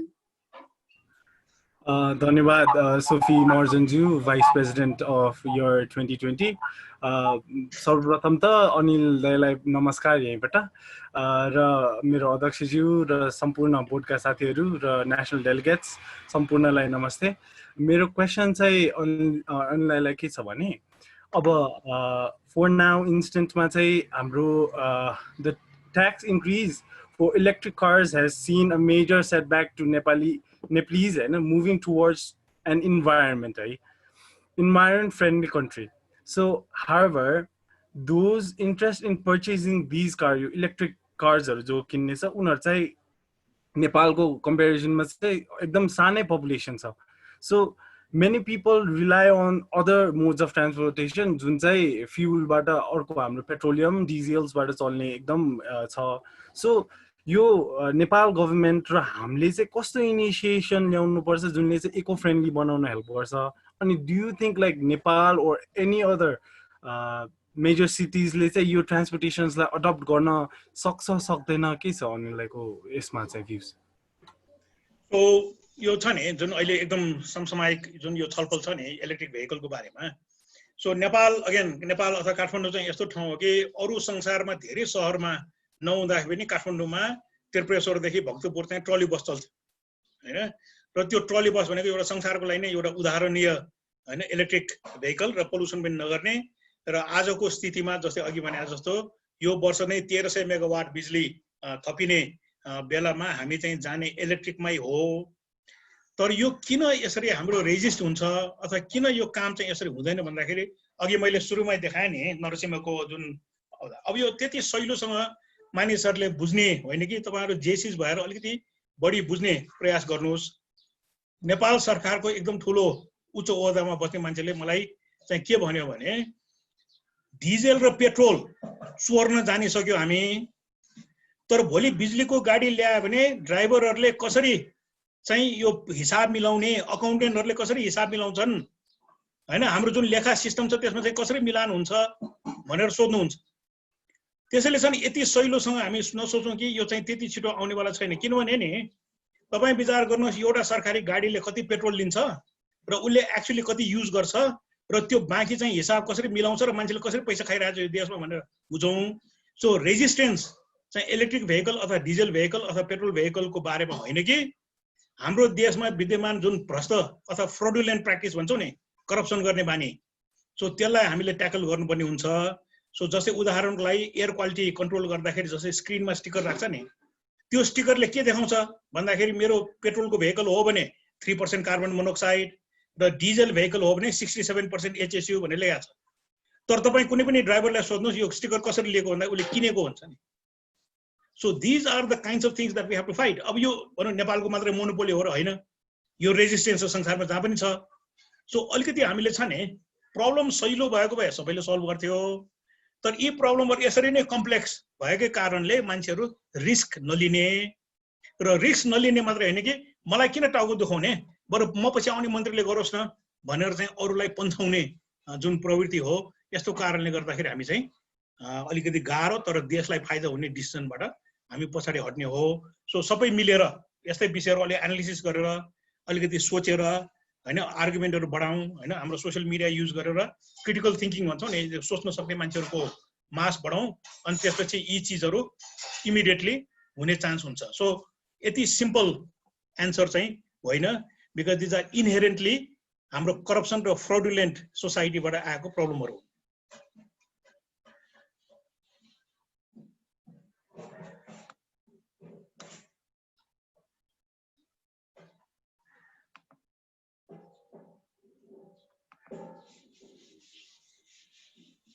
अरू धन्यवाद आदरणीय जेसी अनिलज्यू।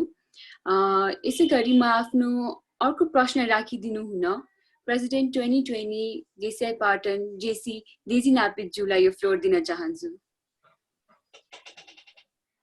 धन्यवाद JC Sophie Marjan. First of all नमस्ते अनिललाई, and thank you so much हाम्रो यो सेसनमा हजुरको यस्तो बिजी टाइममा पनि हामीलाई टाइम दिनुभएकोमा र यति धेरै कुराहरू हामीलाई इन्फर्मेसन्सहरू दिनुभएकोमा। अनिल राईसँग चाहिँ सधैँ पनि हेरिटेज वकहरूमा भेट्दाखेरि चाहिँ अनिल राईसँगको त्यो नयाँ नयाँ कुरा सिक्न पाउँदा चाहिँ मलाई धेरै नै खुसी लाग्थ्यो है। अनि I have one question Anil राईलाई चाहिँ, nowadays sustainability has been used as a tagline and a type of branding tool for many brands and companies. However, while they may market and claim themselves to be sustainable brands, it may not necessarily be that way. How can we as a consumer and those practicing earth-friendly methods ensure that the companies, brands and organizations we truly support stand for what they are? On the other hand, how can we be conscious customers? Good. So, so these are all complicated questions, and the answer is also quite complicated. अब यो जुन अघि सस्टेनेबिलिटीको कुरा उठ्यो नि, so सधैँ हाम्रो सर्कलमा चाहिँ जोक के हुन्छ भने कोही मान्छे कोही सेमिनारमा अथवा यस्तै वर्कसपमा जाँदाखेरि जसरी सुत्यो निद्रा लाग्यो अनि एकपल्ट निद्रा खोल्दाखेरि चाहिँ फोरमको मोडरेटरले चाहिँ कसैको प्रश्न छ भनेर सोध्यो भने the most intelligent question will be is it sustainable भनेर सोध्यो भने उ जस्तो विद्वान अथवा उ जस्तो जान्ने मान्छे चाहिँ कोही पनि होइन। So it's a word that everybody uses. तर अहिले कोभिड-19 को कन्टेक्स्टमा सो एकपल्ट सबैले चाहिँ के ध्यान दिएर बुझ्नु भने नि, so we have our life which is threaten by a virus. So life threaten by a disease, a virus, and our livelihood जुन हाम्रो इकोनोमिक एक्टिभिटी हो नि, कम्पनी भन्नु, कोर्पोरेट भन्नु अथवा व्यापार भन्नु होइन, स्मल कटेज इन्डस्ट्री भन्नु, जे भन्यो भने, so there is life and there is livelihood. अब सबैले के बुझ्नु जरुरी छ भने वायु प्रदूषण गरेको कारणले ह्युमन बिइङको रेस्पिरेटरी सिस्टम चाहिँ कमजोर भयो। सो एयर क्वालिटीकै कारणले गर्दाखेरि हामी चाहिँ भनरेबल भएको हो, एक। दोस्रो, जुन भाइरस प्रकृतिमा हामीसँगै बाँच्ने र त्यो प्रकृतिमा बस्ने ठाउँमा हामीले विकासको नाउँमा प्रकृतिलाई बिगार्दाखेरि अथवा जैविक विविधता अथवा जनावर अथवा भाइरसको वासस्थान चाहिँ हामीले बिगारेको कारणले गर्दाखेरि उसलाई चाहिँ हामीले हाम्रो घरभित्र भित्रायौँ। र तेस्रो चाहिँ जलवायु परिवर्तन आज जुनको विषय हो, त्यो जलवायु परिवर्तनको कारणले गर्दाखेरि हिजो बाँच्न नसक्ने रोगहरूलाई पनि बाँच्ने ठाउँ र तापक्रम हामीले बनाइदियौँ। जस्तै काठमाडौँमा पहिला डेङ्गी भन्ने फिभर हुँदैन थियो, अहिले चाहिँ भयो। सो त्यो किन भन्दाखेरि जलवायु परिवर्तन। सो एउटा अब पोस्ट कोभिड को संसारमा ह्यान्डसेक गर्ने चलन सायद लोप हुन्छ होला, अथवा अँगालो मार्ने कल्चर पनि सायद खतम हुन्छ होला। तर कोही पनि मानिसले लाइभलीहुड मेरो जीवन चलाउने जुन आर्थिक क्रियाकलाप हो त्यो चाहिँ वायु प्रदूषण गर्छ, जैविक विविधतालाई ध्वस्त पार्छ र जलवायु परिवर्तन उसले ल्याउँछ भने हामी सबैले कोभिड-20, कोभिड-21, कोभिड-22 सो यस्तै सामना गर्दै जाने हो र अल्टिमेटली सधैँ लकडाउनमा बस्ने अनि संसारमा चाहिँ भाइरसले चाहिँ देश खाने हो। सो यसलाई त्यति हलुकासँग नलिकन अहिले यो 70-80 दिन हामी लकडाउनमा जुन बसेका छौँ नि, यसको कारण के भने भाइरसले जितिरहेको छ र हामी मानिसहरू चाहिँ हारिरहेको छ भनेर विचार गर्नु राम्रो हो। सो फेरि पनि त्यस्तो रोग नआओस् भन्नलाई so we have to know what is climate change, we have to know what is biodiversity and we have to know why air pollution is very critical. So यो तीनवटा चिज चाहिँ हरेक बिजनेसले सोच्यो भने राम्रो हुन्छ।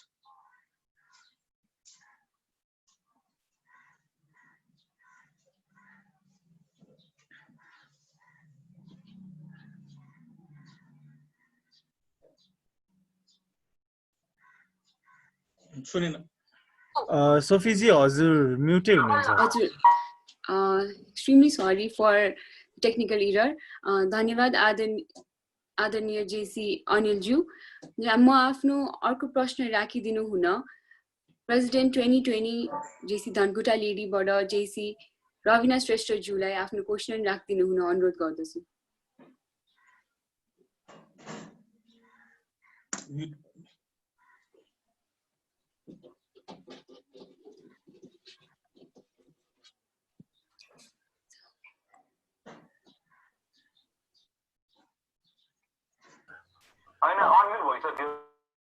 म्युट भयो।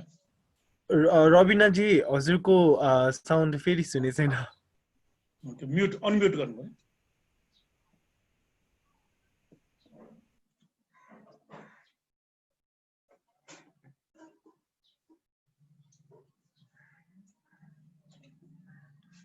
रविनाले मेरो स्वर सुन्छ हैन? सो मैले यो च्याटमा हेरेको नि। So being a JCS, what are the major projects to save the environment भनेर सोधेको छ हैन? सो जस्तै तिमी अहिले कहाँ धनकुटामै हो हैन? सो यो बेसिकली छ नि, हामीले यो मेजर प्रोजेक्ट्सहरु कसरी हेर्नुपर्छ भन्दाखेरि जस्तै उदाहरणको लागि 40 वर्ष अगाडि चाहिँ नेपालमा वन चाहिँ सबै सकिन्छ र यो देश चाहिँ मरुभूमि हुन्छ भनेर 40 वर्ष अगाडि धेरै मान्छेले प्रेडिक्ट गर्थे। अनि त्यतिबेला हामीले नेपालको जुन यो संरक्षणको रणनीति बनाएर संरक्षणको काम सुरु गर्यौं र आज चाहिँ नेपालमा 23% भूभाग राष्ट्रिय निकुञ्ज छ र 14% भूभाग चाहिँ सामुदायिक वन र अर्को 15% जति हामीसँग चाहिँ सरकारी वन छ। सो यो चाहिँ हाम्रो ठुलो सफलताको कथा हो। सो आज पनि हामीले सबै नेपाली मिलेर एउटा के सोच्नुपर्छ भने नेपालमा परेको पानी, आकाशबाट जति पानी पर्छ नि त्यसलाई चाहिँ तल समुद्रमा बग्न नदिकन जति समयसम्म हामीले जमिनमा राख्न सक्छौं त्यसलाई चाहिँ जमिनमा राख्ने प्रयास हामीले गर्नुपर्छ। जस्तै उदाहरणको लागि पोखरी बनाएर होस्, इनार बनाएर होस् अथवा कुनै ठाउँमा सञ्चय गरेर होस् त्यो पानीलाई चाहिँ जमिनमा राख्ने। त्यसैले हामीले यो कृषिको जुन काङ्लाहरू बनाउँछौं नि त्यो काङ्ला किन त्यस्तो शेपमा बनाएको भन्दाखेरि आकाशबाट आएको पानी चाहिँ त्यही जमोस् र बिस्तारै जमिनमा चाहिँ सोक अथवा सोकपिटको रूपमा काम गरोस् भन्ने हिसाबले हो। र यो काम हामीले राम्रोसँग गरेनौं भने एउटा चाहिँ देशमा बिस्तारै सुक्खा गाउँहरू चाहिँ आउने, मुहानहरू सुकेर जाने, मुहान सुकेकै कारणले मानिसहरू गाउँ छोडेर शहरतिर जानु पर्ने र त्योभन्दा पनि ठुलो दुर्भाग्य पानी पर्दाखेरि छिटो तल बगेर गएको कारणले गर्दाखेरि जसै तराईमा बाढी आउने अथवा हरेक वर्ष चाहिँ बाढीकै कारणले धेरै मान्छेको ज्यान जाने। यो सबै कारण के त भन्दाखेरि पानीलाई हामीले सञ्चय गर्न नसकेकोले। सो यो वनको संरक्षणमा हामी जति सफल भयौं नि अब चाहिँ पानीको संरक्षणमा पनि हामी लाग्न सक्यौं भने यो चाहिँ एउटा ठुलो देशको लागि एकदम ठुलो कन्ट्रिब्युसन चाहिँ हुन सक्छ। रविना सुन्यो?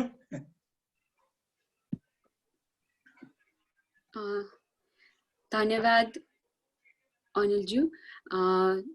अब म अर्को प्रश्नको लागि हाम्रो जेसीआई धनगढीबाट शुभम पनेरुज्यूलाई फ्लोर दिन चाहन्छु।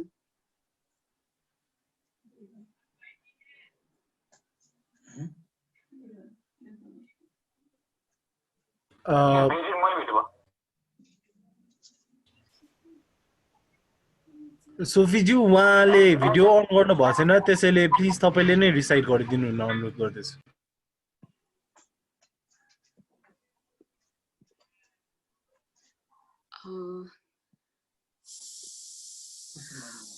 म शुभम पनिरुजुबाट आएको क्वेसनलाई चाहिँ हजुर सामु राख्न चाहन्छु। उहाँको क्वेसन छ कि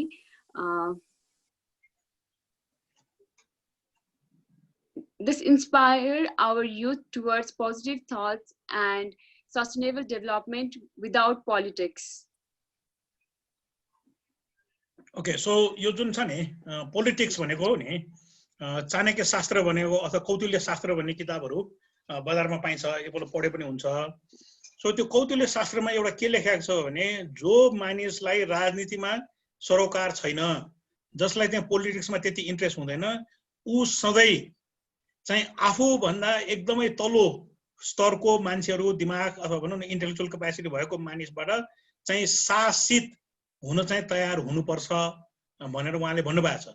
त्यसैले हाम्रो देशमा पनि एउटा समस्या के छ भने अलि जाने बुझेको अलिकति गर्न सक्ने पढे लेखेका मान्छेहरू चाहिँ पछाडि जाने, अनि म चाहिँ 14 वर्ष जेल बसेको भन्ने आधारमा चाहिँ राजनीति गर्ने मान्छेले यो देश चलाउने संस्कार चाहिँ त्यहीँबाट सुरु भएको हो। त्यसैले म तपाईँलाई पोलिटिक्समै जानु भनेर त भन्दिनँ, तर पोलिटिक्स पनि एउटा हाम्रो काम अथवा हाम्रो भनौँ न देशको सञ्चालनमा एउटा ठुलो अभिन्न अङ्ग हो। सो पोलिटिक्सलाई चाहिँ माइनस नगरौँ। अब जहाँसम्म अघि इन्सेन्टिभको जुन कुरा छ नि, एउटा सिम्पल मानिसले बुझ्ने के भन्दाखेरि मैले 1 वर्षमा खोकी लागेको कारणले, घाँटी दुखेको कारणले गर्दाखेरि मैले औषधिमा कति खर्च गर्छु, अथवा डाक्टर कहाँ जानु परेकोले मेरो आम्दानी कति घट्यो, मेरो बच्चाहरू बिरामी भएको कारणले मैले कति दिन अफिसमा छुट्टी लिनु पर्यो, अथवा मैले बाहिर पानी खाएँ बिरामी भएँ र मैले चाहिँ थला बस्नु पर्यो।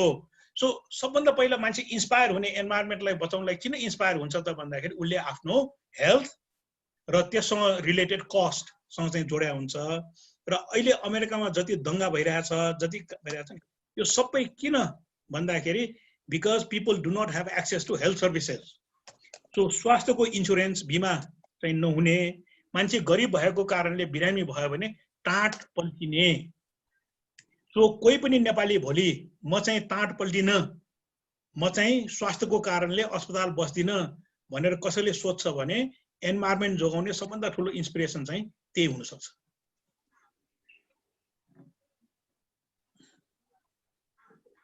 धन्यवाद आदरणीय मिस्टर अनिलज्यू। र यसै गरी म अर्को प्रश्न राखिदिनु हुन treasurer of JCI Bhaktapur JC Shubharam मुनाकर्मीज्यूलाई फ्लोर दिन चाहन्छु।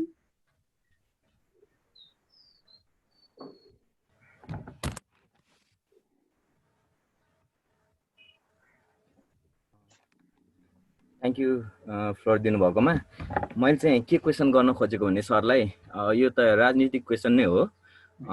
क्वेसन के छ भने जस्तै अब सरकार हाम्रो नेताहरूले जुन हामी नेपाली जनताहरूलाई चिट गरिरहेछन्, धेरै समय अगाडिदेखि नै चिट गरिरहेछ, जुन हामीलाई ठगिरहेको छ, त्यस विषयमा अब हामीले चाहिँ विरोध स्वरूप अब यो जुन ट्याक्स नतिर्ने यस्तो किसिमको आन्दोलन अगाडि बढाए के होला, हजुरको विचार के छ एक फेर राखिदिनुहोस् न। Thank you.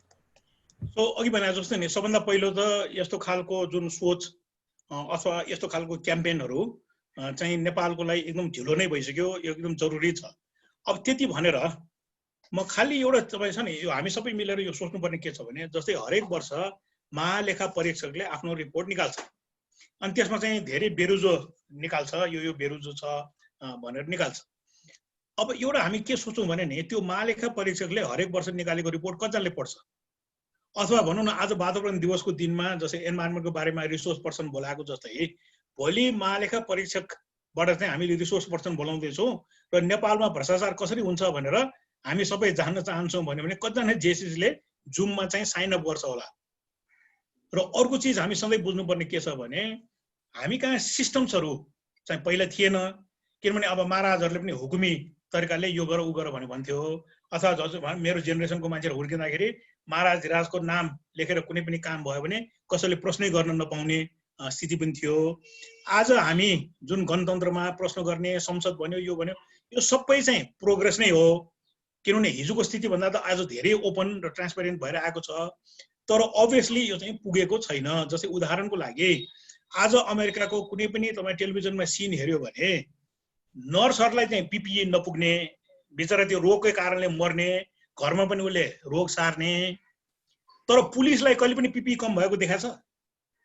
सो संसारमा कस्तो संसारमा हामी बाँचेका छौँ कि पुलिसलाई चाहिँ जति पनि पिपिई पाउने, हाम्रो ज्यान जोगाउने नर्सले चाहिँ नपाउने? सो यो पनि त भ्रष्टाचार हो नि, हैन? तर त्यसको पछाडि कारण के त भन्दाखेरि जो पनि सरकारमा आयो भने सत्ता टिकाउनलाई पुलिस चाहिने तर नर्स चाहिँ नचाहिने, अनि नर्सको लागि लुगा चाहियो भने चाहिँ हामी जस्तो मान्छेहरू चाहिँ मिलेर उठाउनु पर्ने, अथवा कुनै डोनरले जस्तै स्विसरले टेस्ट ल्याएको जस्तो डोनर डिपेन्डेन्सीमा जानुपर्ने, तर पुलिसलाई चाहिँ जति पनि हुने। सो यस्तो खालको सोच हामीमा विकास हुनैपर्छ।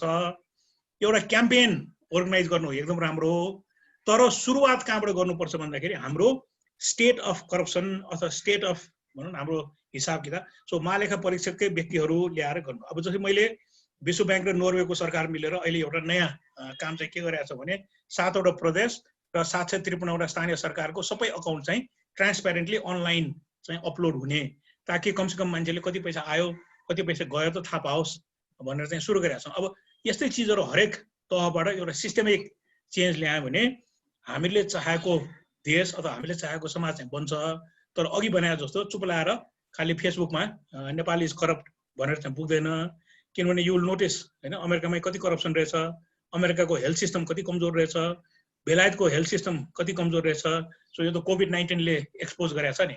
सो यस्तो चिजहरू बुझौँ, तर आवेशमा आउनुभन्दा यस्तै खालको रिसोर्स पर्सनहरू बोलाएर के छ त स्थिति, हामी के गर्न सक्छौँ त भनेर राम्रो बुझेर एउटा क्याम्पेन चलायो भने त्यो चाहिँ एकदम फलदायी हुन्छ। धन्यवाद आदरणीय मिस्टर अनिलज्यू। र आज प्रश्न राखिदिनु भएका सबै जेसिस महानुभावहरूले पक्कै पनि आफ्नो प्रश्नको उत्तर पाउनु भयो होला भन्ने म आशा गर्दै समयको पाबन्दीका कारण र थप जिज्ञासाहरूलाई लिन असमर्थ छौँ र फेरि पनि भोलिका ट्रेनिङहरूलाई समेट्ने वाचा गर्दै म आजको क्वेसनर सेसनलाई अन्त्य गर्दै यो फ्लोर आजको हाम्रो सञ्चालक पाटन जेसिस 2020 का कोषाध्यक्ष जेसी दिलीप चौधरी ज्यूलाई यो फ्लोर दिन चाहन्छु। धन्यवाद। धन्यवाद जेसी सोफी महर्जनज्यू।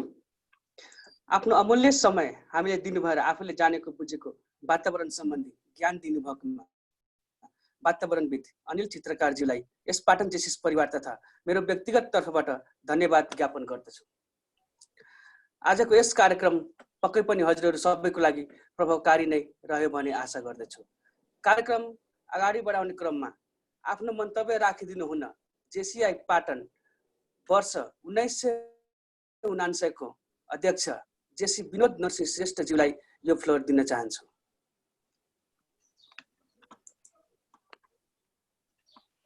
नमस्कार। पाटन जेसिस का यो अर्गनाइजेसन टिम, पाटन जेसिस का प्रेसिडेन्ट 2020 र यो कार्यक्रममा सहभागी जनाउनुभएका नेपाल जेसिस र जेसिसका विभिन्न शाखाहरूबाट सहभागी जनाउनुभएका सम्पूर्ण साथीहरू र यो प्रोग्रामका मेन कीनोट स्पिकर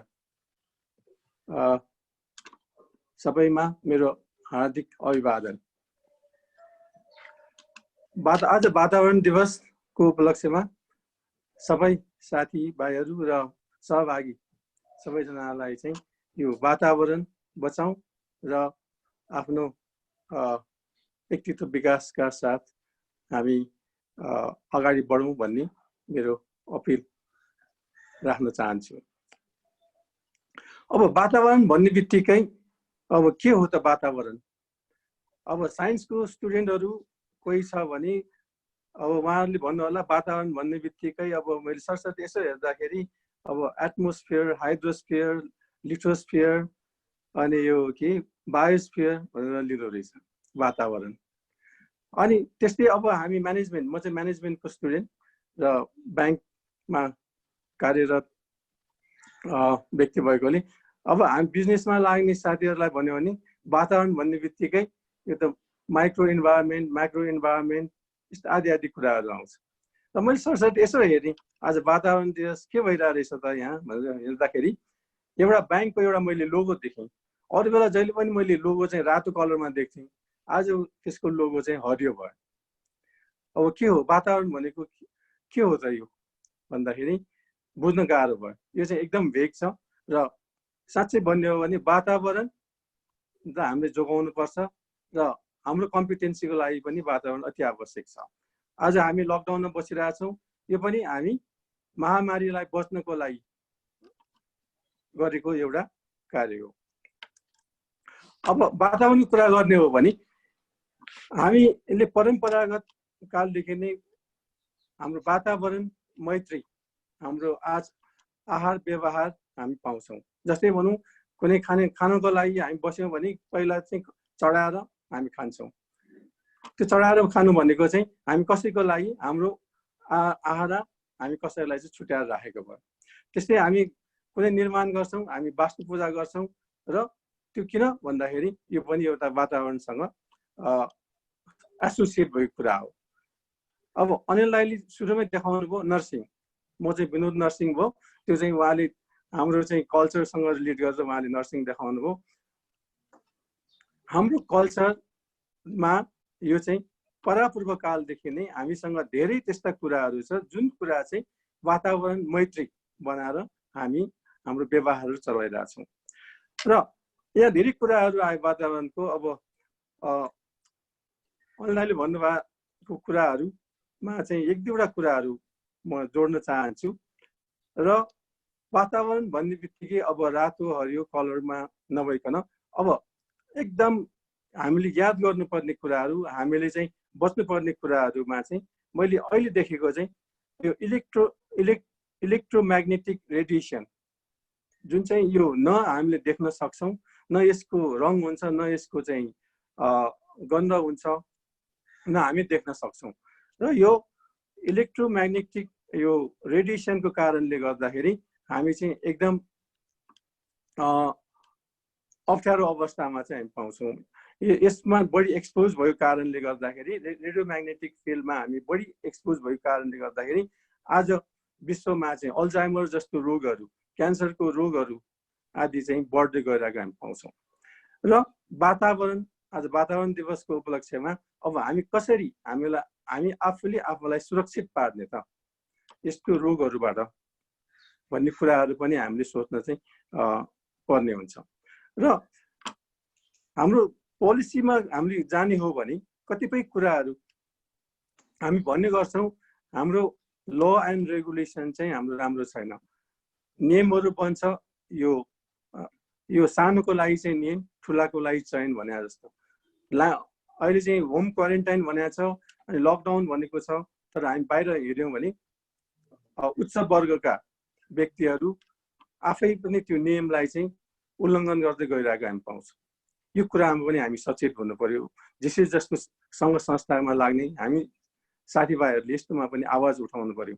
यसमा पनि हामीले त्यस्तै गरेर हाम्रो सञ्जीव शिल्पकारज्यूले चाहिँ भन्नुभयो इलेक्ट्रिक भेहिकलमा कर छुट दिएर जुन प्रोत्साहन चाहिँ गरेको थियो त्यो चाहिँ एक वर्ष नै बित्न नपाउँदै फेरि त्यसमा चाहिँ चेन्ज गरियो भनेपछि यो कन्टिन्युटी नहुने कारणले गर्दाखेरि कति व्यवसायहरू धराशायी हुने अवस्था हुन सक्छ।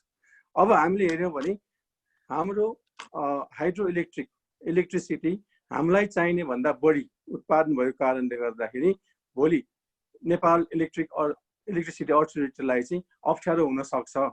यसको लागि चाहिँ उपभोक्ता खोज्नु जरुरी छ भन्ने अवस्था आइरहेछ भने हामीले इलेक्ट्रिक भेहिकल जस्तो साधनलाई चाहिँ प्रोत्साहन दिन सकेको खण्डमा र बढी युज गराउन सकेको खण्डमा चाहिँ त्यसबाट पनि फाइदा हुन सक्थ्यो। त्यो कुराहरू चाहिँ कन्टिन्युटी नभएको कारणले गर्दाखेरि अहिले इलेक्ट्रिक भेहिकल सम्बन्धी बिजनेस गर्ने धेरै साथीहरूलाई चाहिँ अब अलिक गाह्रो हुने अवस्था देखिएको छ। अनि अर्को कुरा चाहिँ इन्भाइरोमेन्टको कुरा गर्ने हो भने इन्भाइरोमेन्ट भनेको चाहिँ कन्टेक्स्चुअल पनि हुनुपर्ने हुन्छ। कन्टेक्स्चुअल भन्नाले पहिला हामी के भन्थ्यौँ, हामी स्वाभिमानी हुनुपर्छ, हामी आत्मनिर्भर हुनुपर्छ। त्यो भएकोले पहिला उद्योग धन्दाहरू देशमा खोल्ने बेलामा देशलाई अति आवश्यक पर्ने उद्योग धन्दाहरू देशमै उत्पादन हुनुपर्छ। त्यो भएकोले कपडा हाम्रो आफ्नै कपडा उद्योग हुन्थ्यो, आफ्नै सिमेन्ट उद्योग हुन्थ्यो, आफ्नै जुत्ता कारखाना हुन्थ्यो भनेपछि अब आएर अहिलेको चाहिँ ग्लोबलाइजेसनको टाइममा चाहिँ कुनै पनि कन्ट्री आफैमा चाहिँ आत्मनिर्भर हुन्छु भन्दाखेरि त्यसमा चाहिँ कम्पिटिटिभ एडभान्टेज नहुने कारणले गर्दाखेरि अब चाहिँ इन्टरडिपेन्डेन्सीको चाहिँ टाइम छ भनेपछि अब कुन चिज चाहिँ हामी आफैले प्रड्युस गर्दाखेरि हामी कम्पिटेन्ट हुन्छौँ त्यसमा हामी फोकस गरौँ जुन कुन चिज चाहिँ हामी बाहिरबाट चाहिँ ल्याउँदाखेरि हामीलाई चाहिँ फाइदा हुन्छ त्यसमा जानुपर्ने अवस्थामा अहिले नयाँ यो बजेटमा चाहिँ के आएको छ भन्दाखेरि गभर्मेन्ट इम्प्लोयरहरूलाई चाहिने युनिफर्म स्वदेशमै बनेको कपडाबाट लगाउने भन्ने किसिमको चाहिँ पोलिसी आएको छ। यो सुन्नको लागि त एकदम राम्रो कुरा हो, तर यो कन्ट्रीको लागि कतिको चाहिँ अब राम्रो हुन्छ हुँदैन भन्ने कुरा त्यो पनि सोच्ने कुरा छ। अहिलेको टाइममा चाहिँ सबै हामी आफ्नै देशमा गर्नुपर्छ भन्ने कुराहरू होइन, जुनमा फाइदा हुन्छ त्यसमा चाहिँ हामी लाग्नुपर्ने हुन्छ। तर आफ्नो देशको स्वार्थलाई चाहिँ हामी बिल्कुल हामीले चाहिँ मान्यता बढी महत्त्व राख्नुपर्ने हुन्छ। अब इन्भाइरोमेन्टको कुरा गर्ने हो भने पहिलाको अवस्थाभन्दा धेरै चेन्जहरू आएको हामी पाउँछौँ। जस्तै भनौँ अहिले चाहिँ ठुल्ठुलो सङ्घ संस्थाहरू पनि हाम्रो सोसाइटीमा हाम्रो पनि इन्भाइरोमेन्टलाई बचाउन हाम्रो पनि दायित्व रहन्छ भन्ने हिसाबले चाहिँ सोसियल यो कर्पोरेट रेस्पोन्सिबिलिटी CSR एक्टिभिटी भनेर चलाउँदै आएको छ। त्यो के को लागि भन्दाखेरि यदि हामी बन्द व्यापार बिजनेस यही सोसाइटीमा गर्छौँ भने यो सोसाइटीमा पनि हाम्रो केही न केही दायित्व छ। त्यो दायित्व के भन्दाखेरि यदि हामीले कमाएको केही कुरा हामी यहाँ खर्च गरेनौँ भने भोलिको दिनमा हामीलाई यहाँ बिजनेस गर्नको लागि गाह्रो हुन सक्छ र आफू पनि बचौँ र अरूलाई पनि बचाउँ भन्ने भावनाले चाहिँ यस्तो CSR एक्टिभिटीहरू पनि गरेको हामी पाउँछौँ। त्यस्तै गरेर कतिपय केसहरूमा चाहिँ हामी युवाहरू जेसिसको साथीहरूले भन्नुहुन एक ठाउँमा छ, कतिपय साथीहरूले चाहिँ गुनासो गरेको हामी पाउँछौँ। हाम्रो देशमा त के पनि छैन, हामी के कुरामा पनि अब बाहिर परनिर्भर हुनुपर्ने अवस्था छ। त्यो भएकोले चाहिँ धेरै युवा साथीहरू पनि विदेशमा पलायन भएको अवस्था पनि छ भने अब हामी जेसिसमा लाग्ने साथीहरूले चाहिँ यो कुरालाई चाहिँ किन बाहिर जान्छ त, हामी किन गर्न सक्दैनौँ भनेर सानो सानो प्रोजेक्टहरूबाट पनि हामी सुरु गर्न सक्छौँ। र यस्तो केसहरूमा चाहिँ यस्तै प्लेटफर्ममा चाहिँ डिस्कस गरेर नयाँ नयाँ आइडियाजहरूलाई हामी अगाडि बढाउन सक्छौँ। र यदि हामीसँग राम्रो आइडियाहरू छ भने आजभोलि यो इन्भेस्टरहरूको पनि कमी छैन। इन्भेस्टरहरूले चाहिँ सानो नयाँ नयाँ आइडियाहरू छ भने त्यस्तो ग्रुपहरू आएर इन्भेस्ट गर्ने पनि हामी देख्छौँ। यहाँ धेरै त्यस्तो प्रोजेक्टहरू पनि अहिले आएको छ। जस्तै भनौँ कि काठमाडौँ युनिभर्सिटीले चाहिँ आइडिया स्टुडियो भनेर चलाइरहेको छ। सानो सानो प्रोजेक्टहरू नयाँ आइडियाको प्रोजेक्टहरू छ भने उहाँहरूले पनि इन्भेस्ट गर्ने वातावरण छ। अनि अर्को कुरा चाहिँ यदि अब हाम्रोमा चाहिँ एउटा प्रब्लम अथवा लिमिटेसनको रूपमा भनौँ एउटा के देखिन्छ भन्दाखेरि हाम्रो चाहिँ हर्ड बिहेभियरको एउटा चाहिँ प्र्याक्टिस चाहिँ बढी देखिरहेछ। त्यो कस्तो हुँदो रहेछ भन्दा हर्ड बिहेभियर भनेको जुन भनौँ अहिले अब अमेरिकामा भइरहेको यो आन्दोलनको केसहरू भनौँ, यो लहरमा दौडिने विवेक आफ्नो स्वविवेक युज गर्नुभन्दा पनि भावनामा बहकिने यस्तो किसिमको चाहिँ धेरै कामहरू देख्छौँ। जस्तै अब एउटा इक्जाम्पलको लागि लिने हो भने अब पाटन दरबार स्क्वायर जस्तो एरिया कतिपय ठाउँहरूमा चाहिँ होमस्टेको चाहिँ राम्रो स्कोप छ भन्ने हिसाबले कतिपय इनोभेटिभ आइडिया निकाल्ने साथी युवाहरूले चाहिँ होमस्टेको व्यापारहरू सुरु गरेको छ सानो सानो स्केलमा। जब एउटा बिजनेस चाहिँ राम्रो भयो र एकपछि अर्को अर्कोपछि अर्को हुँदै कतिपय साथीहरूले चाहिँ फलानाले त राम्रो गरेको छ हामीले किन नगर्ने, ऊ जानेर होइन आफ्नो चाहिँ स्किल भएर होइन अरूले गरेको नक्कल गर्ने हिसाबले यस्तो प्रवृत्तिहरू हामीले यो स्टक एक्सचेन्जहरूमा पनि देख्छौँ।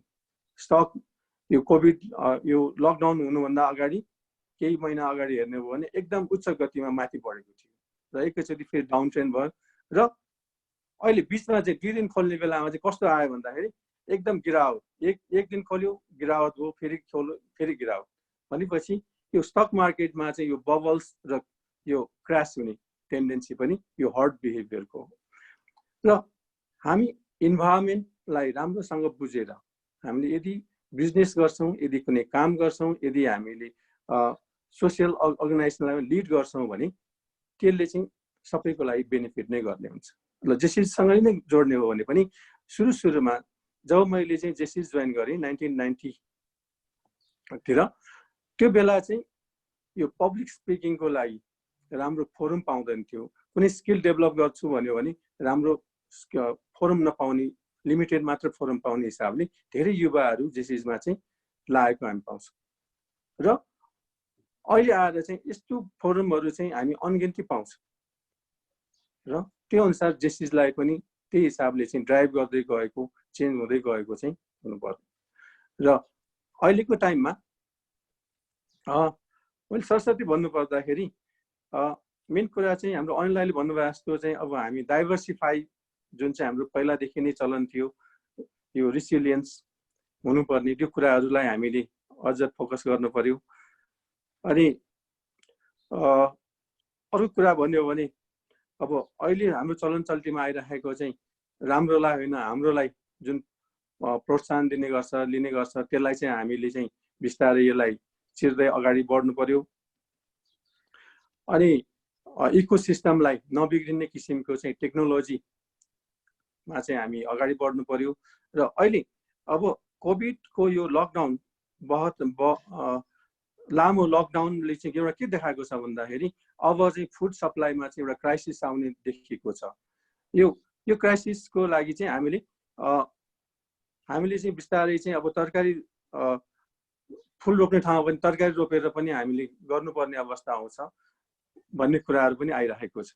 यसरी अहिलेको दिनमा चाहिँ देखासिखी भन्दा पनि कुन कुरा चाहिँ कन्टेक्सचुअल छ, कुन कुरामा हाम्रो कम्पिटेन्सी छ, कुन कुरा चाहिँ हामी सस्टेन गर्न सक्छौँ, त्यो कुरालाई चाहिँ बढी प्रायोरिटी दिएर यदि हामी अगाडि बढ्यौँ भने यो आजको यो इन्भाइरोमेन्ट डेलाई चाहिँ हामी साँच्चैकै इन्भाइरोमेन्ट डे मनाएको हिसाबले यसलाई चाहिँ मनन गरेर हामी अगाडि बढ्न सकौँ भन्ने मेरो विचार राखेर तपाईँहरू सबैलाई र अर्गनाइजरलाई यो ग्रुपमा चाहिँ जोड्ने मौका दिनुभएकोमा हार्दिक धन्यवाद दिन चाहन्छु।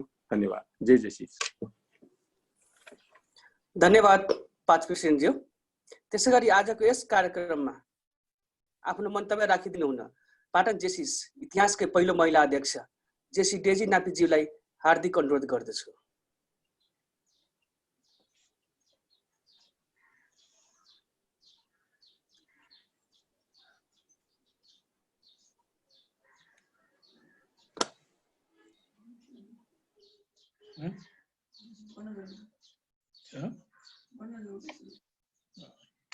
धन्यवाद पाटन जेसिस वर्ष 2020 का कोषाध्यक्ष तथा आजका कार्यक्रम सञ्चालक जेसी दिलीप चौधरी। एकातिर तराईको 4 कोसे झाडी छ, अर्कोतिर उच्चा शिखर ठूला ठूला पहाडी छ। यसरी नै राम्रो वातावरणमा हाम्रो नेपाल उज्यालो भई संसारमा चम्किरहेको छ। आदरणीय आजका वक्ता वातावरण विज्ञ अनिल चित्रकार, राष्ट्रिय अध्यक्ष सेनेटर अशोक शंकर, राष्ट्रिय निवर्तमान अध्यक्ष सेनेटर महेश पौडेल, क्षेत्र ग का लागि निरूपित राष्ट्रिय कार्यकारी उपाध्यक्ष जेसी गोकुल सापकोटा, क्षेत्र ग पाटनको लागि निरूपित राष्ट्रिय उपाध्यक्ष जेसी विरज शाही, राष्ट्रिय दिगो विकास लक्ष्यका निर्देशक सेनेटर आशिष शर्मा, पाटन जेसिसका वर्ष 2010 का अध्यक्ष जेसी सञ्जीव शिल्पकार, पाटन जेसिसका वर्ष 1999 का अध्यक्ष जेसी विनोद नरसिंह श्रेष्ठ, राष्ट्रिय पदाधिकारीज्यूहरू, नेपालका क्षेत्र क, ख, ग र घ का विभिन्न शाखाबाट पाल्नु भएका शाखा समकालीन अध्यक्षज्यूहरू, बोर्डका पदाधिकारीज्यूहरू, पाटन जेसिसका सम्पूर्ण पूर्व अध्यक्षज्यूहरू, बोर्डका पदाधिकारीज्यूहरू, साधारण सदस्यज्यूहरू, सम्पूर्ण फेसबुकको लाइभबाट हामीलाई सुनिराख्नु भएका महानुभावहरू तथा यहाँ उपस्थित हुनुभएका सम्पूर्ण जेसिस मनहरूमा म पाटन जेसिस वर्ष 2020 की पहिलो महिला अध्यक्ष जेसी डेजी नापितको तर्फबाट सम्पूर्णलाई हार्दिक ज्ञान अभिवादन व्यक्त गर्दछु। नमस्कार। सफलताको बिउ रोपे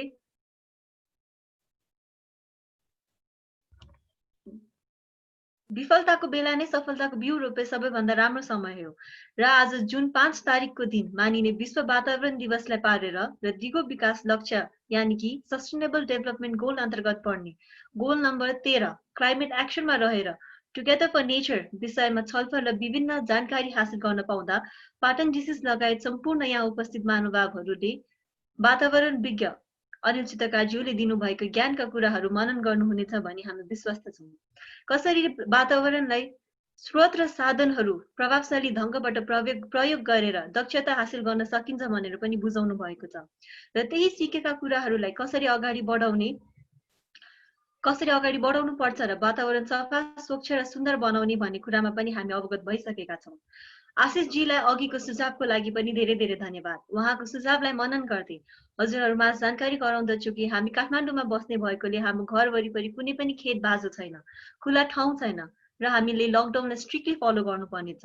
हाल त कुनै पासहरू नभइकन हामी घरबाट निस्किनु पनि मिल्दैन र सरकारको नियमलाई उल्लङ्घन पनि गर्न मिल्दैन। त्यसैले हामी पाटन जेसिसका सम्पूर्ण परिवारले आफ्नै घरको कौसीमा गमलामा बिरुवा रोपेका छौँ। त्यसको तस्बिर हामीले कुनै पनि सामाजिक सञ्जालमा राखेका छैनौँ, तर त्यो तस्बिरहरूको रिपोर्ट बनाएर नेपाल जेसिसमा पेश गर्नेछौँ। आजको अति नै प्रभावशाली सेसनका लागि अनिल चित्रकारज्यूलाई धेरै धेरै धन्यवाद। आजको सेसनमा धैर्यतापूर्वक सुनिदिनु भएकोमा र अन्त्यसम्म हामी माझ रहनु भएकोमा सम्पूर्ण महानुभावहरूलाई कृतज्ञता व्यक्त गर्दछौँ। मलाई अझ पनि याद छ, करिब 4-5 वर्ष अगाडि ब्याचलर्स पढ्ने बेलामा थेम्स इन्टरनेसनल कलेजको हेरिटेज टुरमा अनिललाई आउनुहुन्छ भनेर थाहा पाउनु बित्तिकै दगुर्दै पहिला आफ्नो नाम रेजिस्टर गर्थे र जहिले पनि त्यो शनिबार कहिले आउँछ र अनिल दाइसँग काठमाडौँ त कहिले पाटनका पुरातात्विक ज्ञान हासिल गर्न सोचेर रमाउँथे। उहाँले सबै काष्ठकला र हस्तकलाका बारेमा व्याख्या गर्नुहुन्थ्यो र हामीलाई ज्ञानका कुराहरू पनि भन्नुहुन्थ्यो। त्यसको लागि अनिललाई धेरै धेरै धन्यवाद। अब चाँडै नै लकडाउन पछि पाटन जेसीसँग हेरिटेज वक गर्नु पर्ला र हजुरसँग फेरि पनि हस्तकला र काष्ठकलाका जानकारी प्राप्त गर्ने अवसर मिलाउनेछौँ। 2019 मा अनिल दाइसँग सेसन ल्याउनको लागि तयारी गरेका थियौँ, तर केही कारणवश सफल भएको थिएन र आज इन्भाइरोन्मेन्ट डेको दिन पारेर अनिल दाइबाट ज्ञान लिन पाउँदा पाटन जेसिस धेरै नै खुसी छौँ र यो सेसनलाई कोअर्डिनेट गरेर सफल गर्नु भएकोमा आजका प्रोग्राम कोअर्डिनेटर तथा पाटन जेसिस वर्ष 2020 का उपाध्यक्ष जेसी कुशल भक्त जोशी र पाटन जेसिसका आइपिपी जेसी मिशा चित्रकारज्यूलाई धेरै धेरै धन्यवाद। पाटन जेसिसको तर्फबाट अनिल चित्रकारज्यूलाई मायाको चिनो रहेको यहाँहरूमा जानकारी गराउँदछु। Technical team, can you please show the token of appreciation?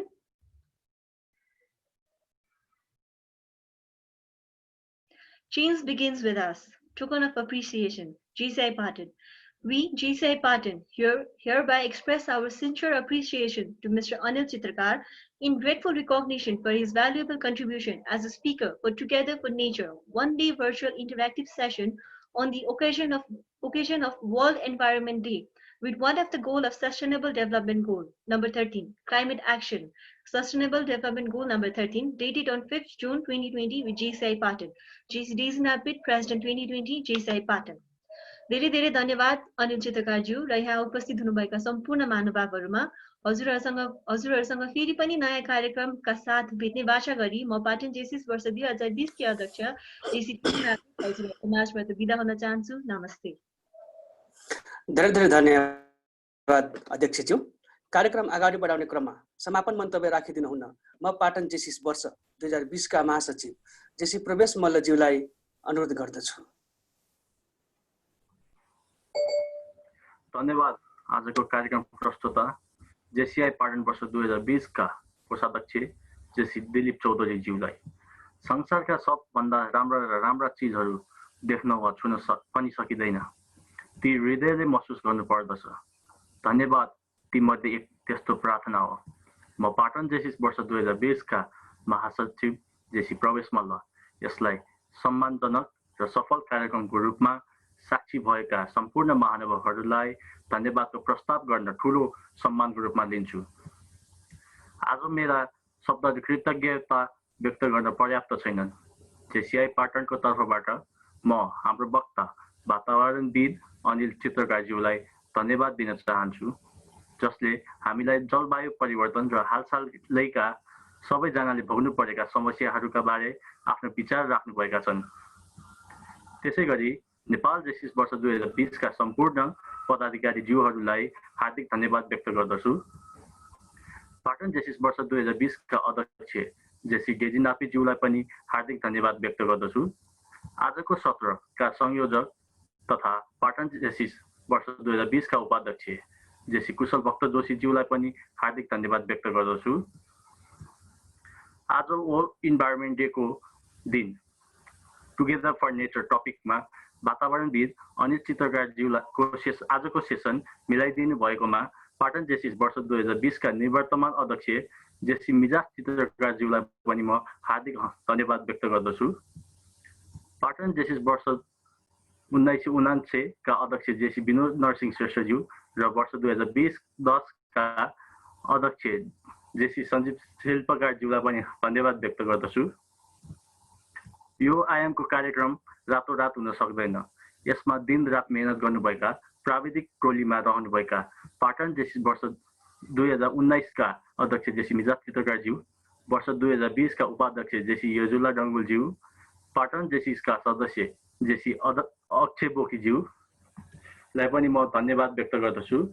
Patan जेसिस वर्ष 2020 का कोषाध्यक्ष जेसी दिलीप चौधरीज्यूलाई ग्राफिक डिजाइनको लागि हार्दिक धन्यवाद व्यक्त गर्दछु। साथै पाटन जेसिस वर्ष 2020 का सम्पूर्ण बोर्डका पदाधिकारीज्यूहरू लगायत सदस्यज्यूहरूलाई पनि म हार्दिक धन्यवाद व्यक्त गर्दछु।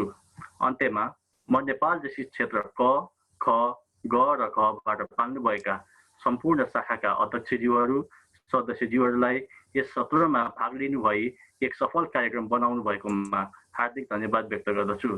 धन्यवाद। धन्यवाद जेसी प्रवेश मल्लज्यू।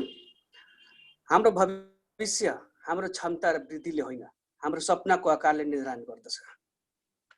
आदरणीय दाई अनिल चित्रकारज्यूको आशयलाई बुझ्दै म कार्यक्रम प्रस्तुता तथा पाटन जेसिस वर्ष 2020 का कोषाध्यक्ष जेसी दिलीप चौधरी आजको यस कार्यक्रम समापन गर्दै यहाँहरूबाट बिदा हुन चाहन्छु। हजुरहरूमाझ एउटा सूचना छ, न्युज सूचना भनौँ, न्युज छ। हजुरहरूमध्ये कतिजनाले टिकटक बनाउनुहुन्छ होला? मलाई लाग्छ यहाँ उपस्थित हुनुभएका धेरैजनाले टिकटक बनाउनुहुन्छ। पाटन जेसिसले लकडाउनमा नयाँ कम्पिटिसन लिएर आएको छ, टिकटक कम्पिटिसन। त्यस कम्पिटिसनको थेम रहेको छ नेसनालिटी। हजुरहरूले टिकटक बनाउनुहुन्छ भने राष्ट्रियतालाई थेम राखेर भिडियो बनाएर हामीलाई jcipatan2020@gmail.com jcipatan2020@gmail.com मा सेन्ड गरिदिनुहोस् र भिडियोको डेडलाइन रहेको छ जुन 10 तारिकसम्म। र साथै यो floor JCI Patan 50 year celebration का चेयरमैन जेसी सुमन कृष्ण श्रेष्ठज्यूलाई दिन चाहन्छु। जय जेसिस।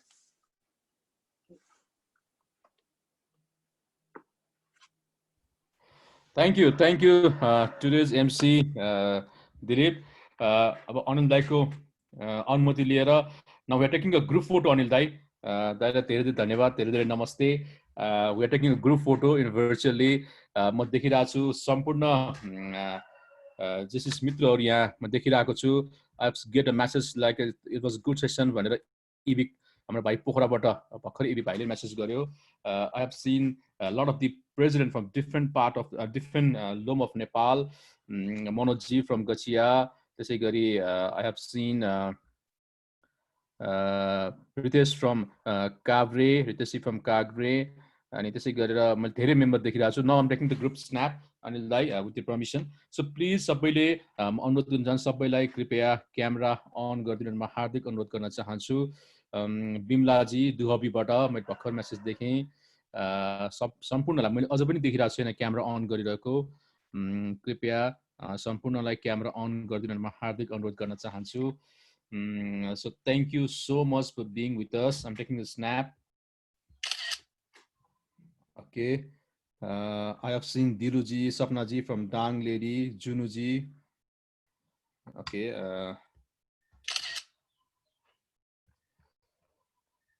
So thank you for a beautiful snap. सबैलाई धन्यवाद दिन चाहन्छु। अघि हाम्रो एमसी ले भन्नुभयो जस्तै गरेर पक्कै पनि टिकटक है एकदम रमाइलो छ। सबैले टिकटक बनाउनु हुन्छ नि मलाई राम्ररी थाहा छ है।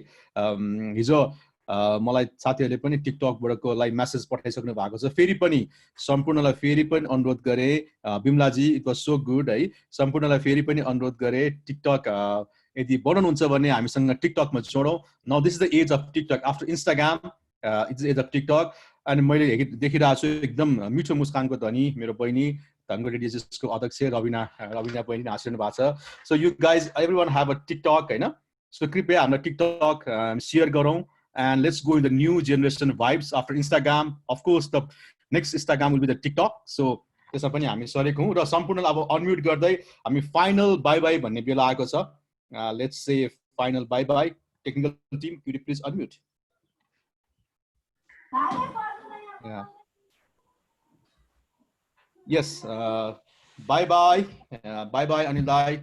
Namaste. Thank you so much for being with us. Bye bye. You all हजुर सबैले अनम्युट गर्न सक्नुहुन्छ आफैबाट है.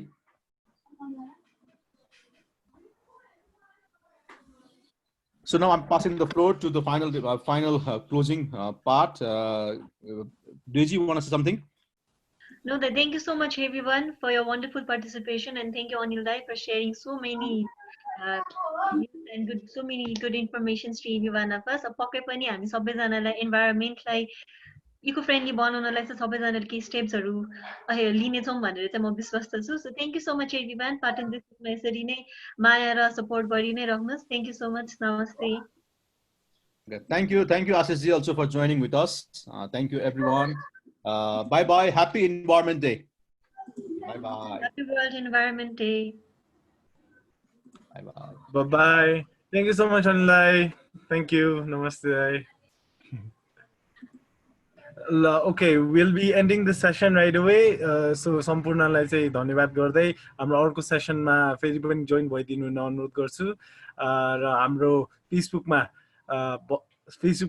चेक गरिराख्नु होला कि नयाँ पोस्ट आउन सक्छ कुनै नयाँ प्रोग्राम लिएर. So thank you so much. Thank you Sanjeev Dai. Thank you Binod Dai. Thank you President Daisy for hosting such a wonderful program. Thank you so much, everyone. Bye-bye. Thank you, Sanjeev Dai. Thank you, Binod Dai, once again.